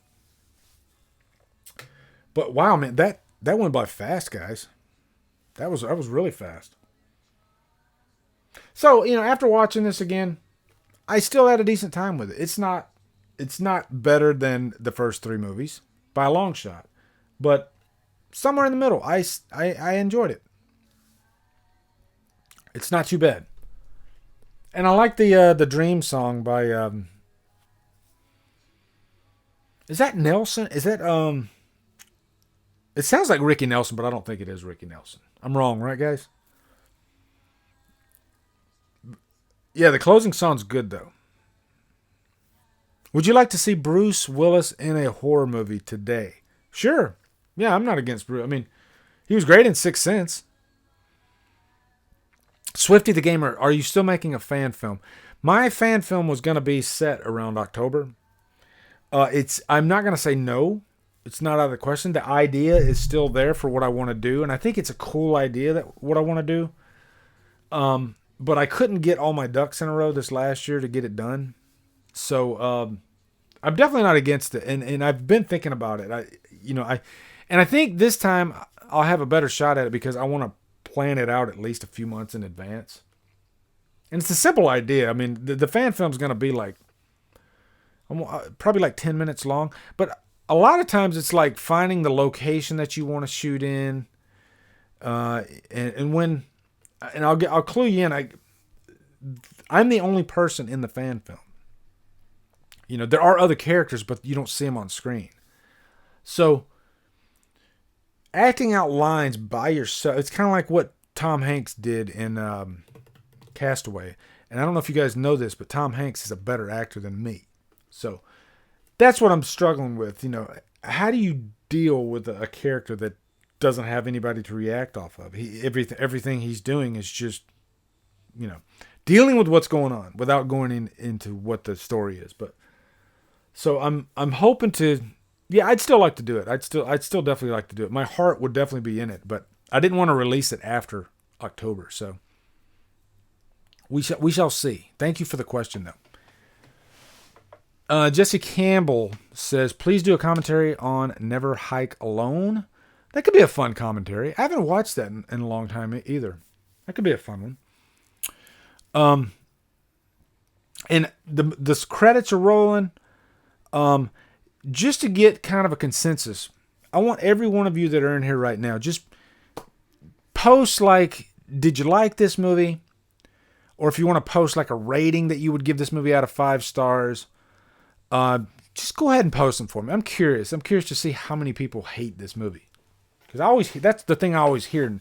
Maybe people do like it. They just don't speak up enough. I don't know. But yeah, I mean, I'm curious. I'm curious. Jeffrey Lane says, I want to shoot a fan film of Man of Steel 2 called Superman, The Man of Tomorrow, if they won't let Zach do it. Damn, that's pretty ambitious right there. I want a Man of Steel 2 so bad. Like, Man of Steel is probably my favorite movie out of the whole DCEU. Man of Steel and Batman v Superman, Ultimate Cut, those two movies, sometimes I like one over the other, but I love those two very, very much. Okay, so Jonathan Nichols, 4 out of 10. Holly, 7 out of 10. That's about what I'd give it to, 7 out of 10. Now, Jeffrey, I don't know if he's giving it 4 out of 5 or 4 out of 10. Kicks All Day, 3 out of 10. Don Morton, 2.5 out of 5. That's fair. 2 out of 10 for Young Hollywood. 10 out of 10, Elm Street 2010. So, that's the thing, too, is like for every movie that's hated, there are those people that are on the opposite end of the spectrum. Like, I'm sure there are Seed of Chucky fans that are just like obsessed with that movie because of how different it is. Same thing with Freddy's Dead. There are people that freaking go apeshit over Freddy's Dead. It happens. So, yeah, I'm seeing a lot of 3 out of 5s, 4 out of 5s. So, yeah, I mean, so I think I'm getting from you guys that it's pretty much just an average nightmare movie, which I think that's fair. Now, if you guys want to do like a quick Q&A, AMA, I could do that for like 10 minutes if you guys want to do that. Just to say thank you for stopping by and checking out my commentary.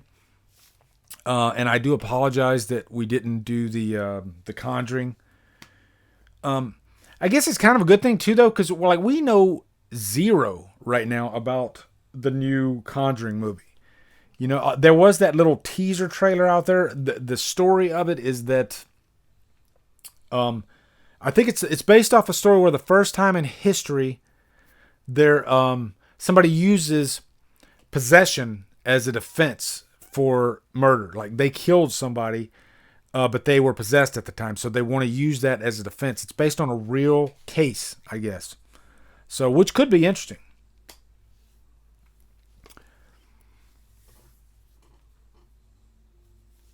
Yeah, well, the map says we're fucked. That was a pretty funny scene, actually. One scene that I thought was really stupid in Freddy's Dead was when he's doing the pogo stick. It's not a pogo stick. He's just literally bouncing. I'm like, why is this in a Nightmare movie? What the hell is this? Breckenmeyer, that's who it was.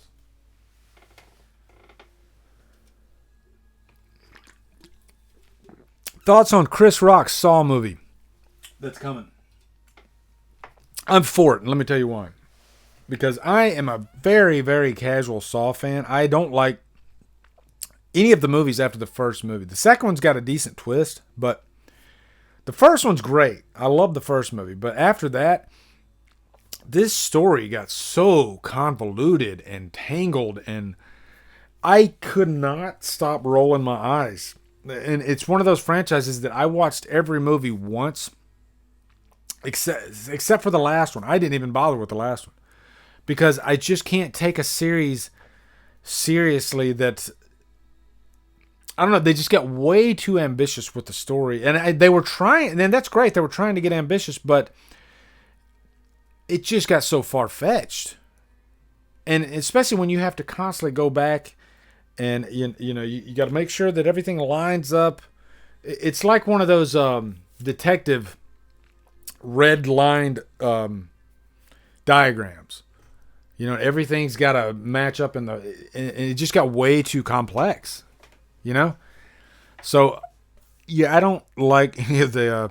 I don't like that's my Howard Stern thing. I don't like any of the Saw movies after the first movie. So yeah, I do like the premise of Saw about this guy who pretty much from his deathbed plays with these victims. Oh, it just went right into the special features. Let me turn this off. Hold on. But yeah, I'm definitely for Saw. I'm curious to see what they could bring to it. And Chris Rock, I believe he's just producing it. Being a producer, I mean, I don't want to take any, but they're not the director. They're just pretty much in charge of the nuts and bolts, getting the movie together, getting the funding, getting all that stuff. But as far as the story, sometimes they're involved, but they don't have to be. They can read a bunch of scripts and get approval, but yeah, Chris Rock being a producer, that's cool. That means nothing to me. But I'm glad that I'm curious. I'll just say that I'm curious. Arctic Vixen, how are you doing? Haven't seen you around in a while. The Boy 2 looks really good. So does The Invisible Man and Blumhouse's Fantasy Island. Yeah, I'm really curious about The Boy 2. I loved the twist in the first one. Everything before the twist was just kind of your stock horror movie type stuff, which is the same type horror stuff that we see. It's like the Conjuring universe started this whole thing. So that was what was so refreshing about The Boy. Was it offered up this twist in this last act that completely changed what genre of horror we were dealing with. It's like after that twist, we were like, oh, we're in a different genre now. Okay. Let me see. Let me go up here. Fantasy Island, though, that I got a feeling I'm not gonna like that. I don't know, and I hope I'm wrong. But it just looks, and I believe it's PG-13. And I'm not saying you can't make a good PG-13 horror movie. You sure can. There are a few examples out there, but I don't like constraints. If the movie needs to be R, make it R. And that's my wish list. I know that there's dollars involved, and I know that they're wanting to get as many butts in the seats as possible. If you can make your story PG-13, go ahead, make it PG-13. But Jason Nike, what's up, man? He says, hey, Lee, what if Michael butchers Laurie Strode in a similar way that Janet Leigh was butchered in Psycho? Ooh, That would be interesting, actually. Wouldn't that be cool if they did like a little homage to Psycho? And not necessarily going as far as like killing her in the shower, but I mean, what if thinking back to like Laurie Strode's death in Resurrection, it was pretty. It was a throw. They treated her like a throwaway kill, pretty much. So I think the way to kill Laurie Strode is emotionally and violently. That's what's one route. I'm not saying that is the be all end all route. You could go about it other ways, but I'm telling you, if you really make it emotional and make the audience like feel really sad, about the way she died, and also that would reinforce how dangerous Myers is, kind of like what he did in that bathroom scene in Halloween 2018. That could be some interesting stuff, actually. So I like what Jason's hitting at there. Swifty the Gamer, I'm going to answer this. Would you ever bring back Scream Stream with different people? The answer to that is no. Scream Stream will always be those people that were with me. Cody, CP, Lindsay, and Brian. I will never use that name again. So yeah, I that's kind of why I'm doing like this Drumdums live thing now. And right now I don't have a plan of putting a group of people back together yet. I'm just not there yet, and I don't know if I ever will be, but I'm not against having guests like Michael Traps, and he was going to jump on here and do. I like that idea, kind of bouncing around, having a guest here and there. I'm toying with it right now. I'm figuring out what I want to do as far as going live. So, yeah, that's pretty much the answer to that, though. And it deserved an answer, so thank you for asking.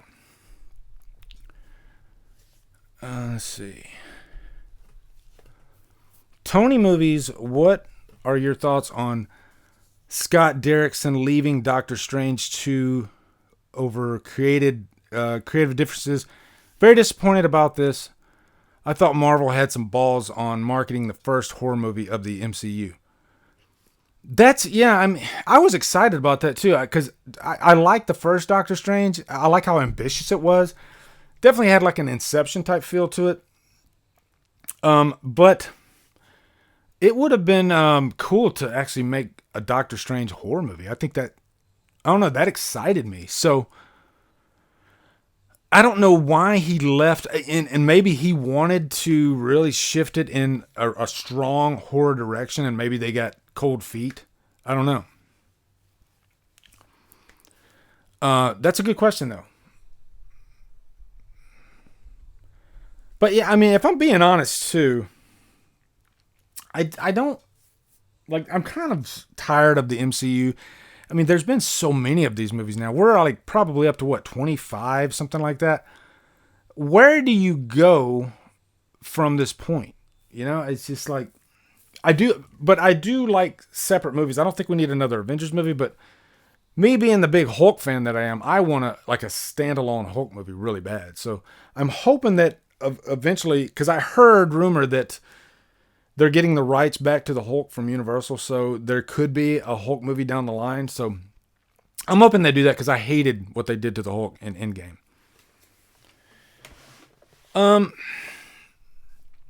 Let's see. Jason Nike says, Lee, you should do your top 100 favorite films of all time, maybe like a 10 video series.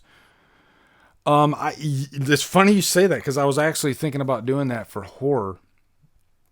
And after doing 50 for the slashers, it's like the idea of going to 100 is enticing, but then you think about it logistically, and even after doing 50 movies, I think you could even hear it in my voice in that video. My voice was just going out after talking about 50 freaking slashers. So doing 100, I think the way I would do it is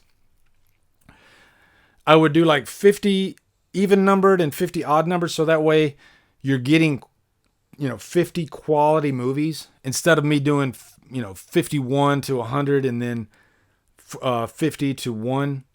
I'd rather do 2 really packed videos of just solid movies. So I hope that makes sense. I'd be doing like, 2 through 50 and 1 through 49. Hulk, Punisher, and Wolverine are my favorite Marvel characters. Yeah, I love Hulk and Wolverine for Marvel, and then for DC, I'm actually a Superman fan.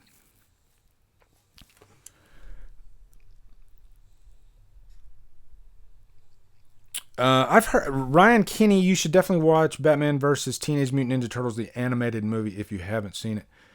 Yeah, I've only done. Let's see. I've only done. Hold on, I lost my train of thought. Animated comic book movies. I've watched The Dark Knight Returns, which was excellent. Actually, the second, or was it the first part that was excellent? I think it was the first part that was excellent, or maybe it was the second part. When Superman and Batman finally fight, I loved what they did in that animated movie. But the other part of it, I was like, okay, that's kind of silly. So yeah, I'd have to check that one out actually. Kicks All Day says, Lee, did you see Planet Terror? Oh yeah, man, I love Planet Terror. That is another movie, another example too, where when I first watched it, I didn't really care for it that much. It was a little bit too in your face. And then the next time I watched it, I just had a blast with it. I think it depends on your mindset, but yeah.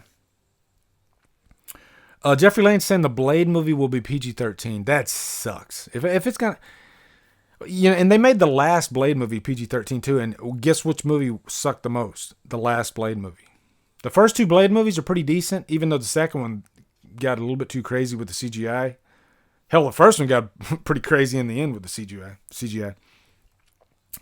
Tyler McPherson, Drumdums, have you watched Death Note? I've seen the Netflix movie, which I didn't mind actually, and probably because I had never seen the original. But I've heard the original, the anime, is actually really, really good. So I haven't seen that version of it yet, though. But I didn't mind the Netflix version, actually.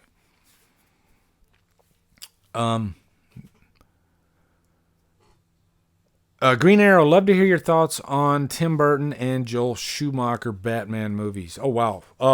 Quick summing it up. Tim Burton, his movies are great. Both of them. Excellent. I think Batman Returns is highly underrated, actually. I like the look of those movies. And I like that we have different versions of Batman as far as those movies and then the Nolan movies. Nolan movies are very real world. They feel like crime dramas. And I love those. Just like I love the more comic book feel of Burton's. Now, Schumacher's movies, and he's even admitted this, are complete shit. They're horrible. You could have it on in the background while you're ironing or something like that. And there's some decent moments throughout. But, they're bad. They're they're real, especially Batman and Robin. Wow. Really bad. Chris Snyder, and I'm bouncing all around here, guys. I apologize. You ever seen Repo, the Genetic Opera? It's a horror opera, and it's balls to the wall nuts, and that's part of its charm. I've heard of that one, but no, I haven't seen it. But I've heard really good things about it, actually.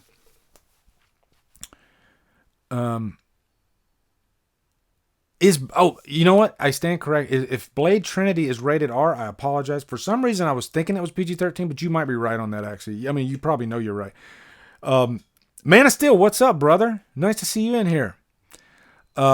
He says, I'll finally be back as a patron starting February. Been a while. I fell on hard times. Hey, we've all been there, brother. Like we all do. Sorry to hear about all that drama. Never liked that. No, I'm not going to go into that. I'm not going to go into that at all. But, peace and love. That's what I say. 2020 is peace and love. That's what I say. But good to see you back, man. And I'm glad you're bouncing back.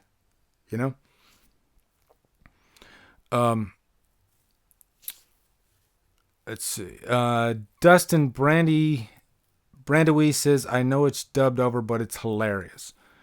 I don't know if he's talking about the Repo movie or what. Kicks All Day says, did you know Corey Haim was an extra in Batman and Robin? I did not know that. I'll have to look that up. That's pretty interesting, actually. George Hellman says, Forever tried to be a movie. B&R was a toy commercial. I'm not sure. I don't know what that is. Breaking news: next horror remake is Anaconda. Oh Jesus! I didn't really care about the first Anaconda. I mean, I know that those can be fun, I guess, but yeah, I couldn't get into it. Brandon Meacham says Batman and Robin is a very dumb guilty pleasure for me. Jason Nike says, "Hey Lee, I just picked up Bay of Blood on Blu-ray. Excited to watch that one." Yeah, man, I love Bay of Blood. That's a really good one, and I think, well, I know it predates Black Christmas, and to me, it really has the template for the modern slasher these days. And it doesn't get the credit it deserves. You know, people always credit. At first, they credited Halloween. Then they started crediting Black Christmas. But I mean, you can go farther back. And Bay of Blood, it definitely has that. It's like a camp slasher. Let's see. Jesse Campbell says, Lee, choose one night as Michael, Freddy, or Jason. Really interested in your opinion. One night is... I mean, if I had to be one of them, I guess it'd be kind of fun to be Freddy because you get to play around in people's dreams. So that means you have carte blanche. You can go anywhere. So I think that's an easy answer, actually.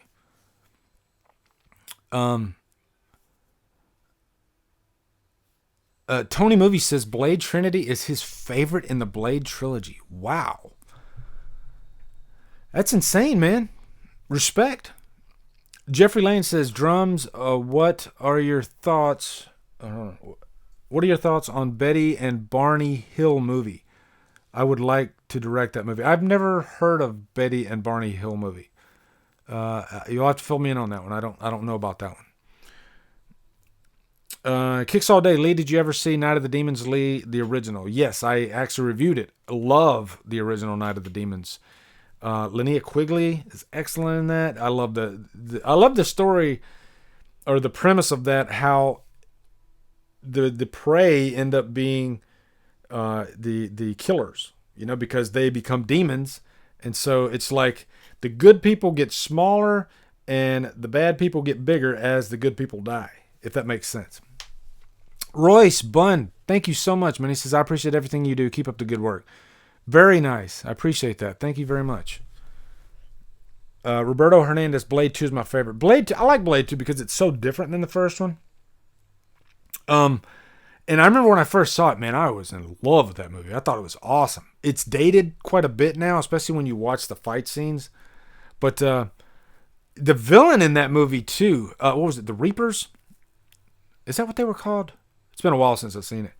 But the main villain in Blade 2, I thought was very effective. And he's like Guillermo del Toro's like secret weapon that he used also in Hellboy 2. That dude, yeah. And I heard that dude used to be in a boy band. Funny enough.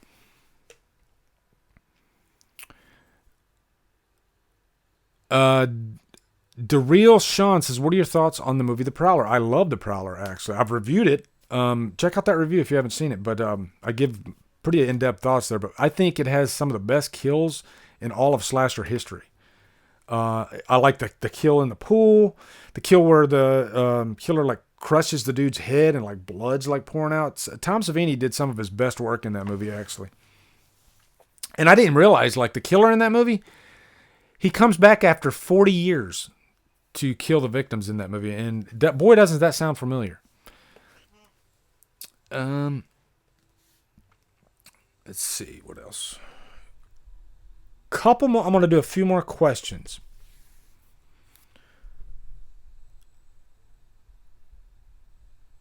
Oh, yeah, now, Jason and Holly, they're talking about the Candyman movie that's supposed to come. I haven't heard any news about that. I know that it's supposed to come out next year. Jordan Peele's producing it. I'm really excited. I think they've cast the guy to play Candyman too. So, yeah, I'm really looking forward to Candyman, actually. Brandon Meacham says, are you still watching 13 Reasons Why? I've seen everything up to now. And now, here's the thing I go through, though. When the last season came out, I know my wife and my daughter watched it while I was at work. And when they start a show, they zip right through that thing like nobody's business. And so I didn't really get a chance to digest the third season. But I did watch the first two. Are there 3 seasons or are there 2? Because maybe I only watched the first season and didn't fully digest the second season. But going back to Blade too, because I saw some more talk about Blade in there. I would love it if Blade makes an appearance in Morbius, because in the comics those two fight each other. So wouldn't that be cool? Virginia Madsen, that would be awesome if she comes back. So I mean, it makes me wonder: is she playing the same character, or did she die? I don't remember if she died in the original Candyman. Jess Campbell says, how hard do your nipples actually get when you're watching a good horror movie? It depends on how cold it is. Swifty the Gamer, Good Night Lee, and the Drumdum Heads. It was a fun stream. Yeah, it was a fun stream. I had a good time with you guys. And thank you guys for all stopping by and watching this movie with me and hearing me out. I'll definitely be doing another commentary down the line. I will say that if you jump over to my Patreon, I do a monthly commentary with those guys. I see a few of my patrons, like Holly's in here, Jason Nike's in here. We do like a monthly monthly commentary together, and we usually kind of like throw around ideas, and then like the next one we're doing, I think, is Back to the Future, because everybody seemed to want to do Back to the Future. So if you check out my Patreon page, you can do the lowest tier, and you get access to everything. But yeah, we're going to be doing commentary. I do at least like 2 vlogs a month where you get to see like behind the scenes stuff. I already have like 3 of them posted because I just started that whole vlog thing like I think a month and a half ago, something like that. So, and whatever else comes in my freaking psychotic head, I like to keep it fresh and I don't know. I like my patrons to have a good time on my page. You know, we have a blast together. So definitely check that out. If you get a chance. Jeffrey Lane says you should do The Howling or Werewolf in London. Both of those would be great, actually. Maybe The Howling. I love The Howling. I mean, I love both those movies, but I just saw The Howling for the first time a couple years ago, and I love the ending of that movie when she turns into a werewolf on national TV. How awesome is that?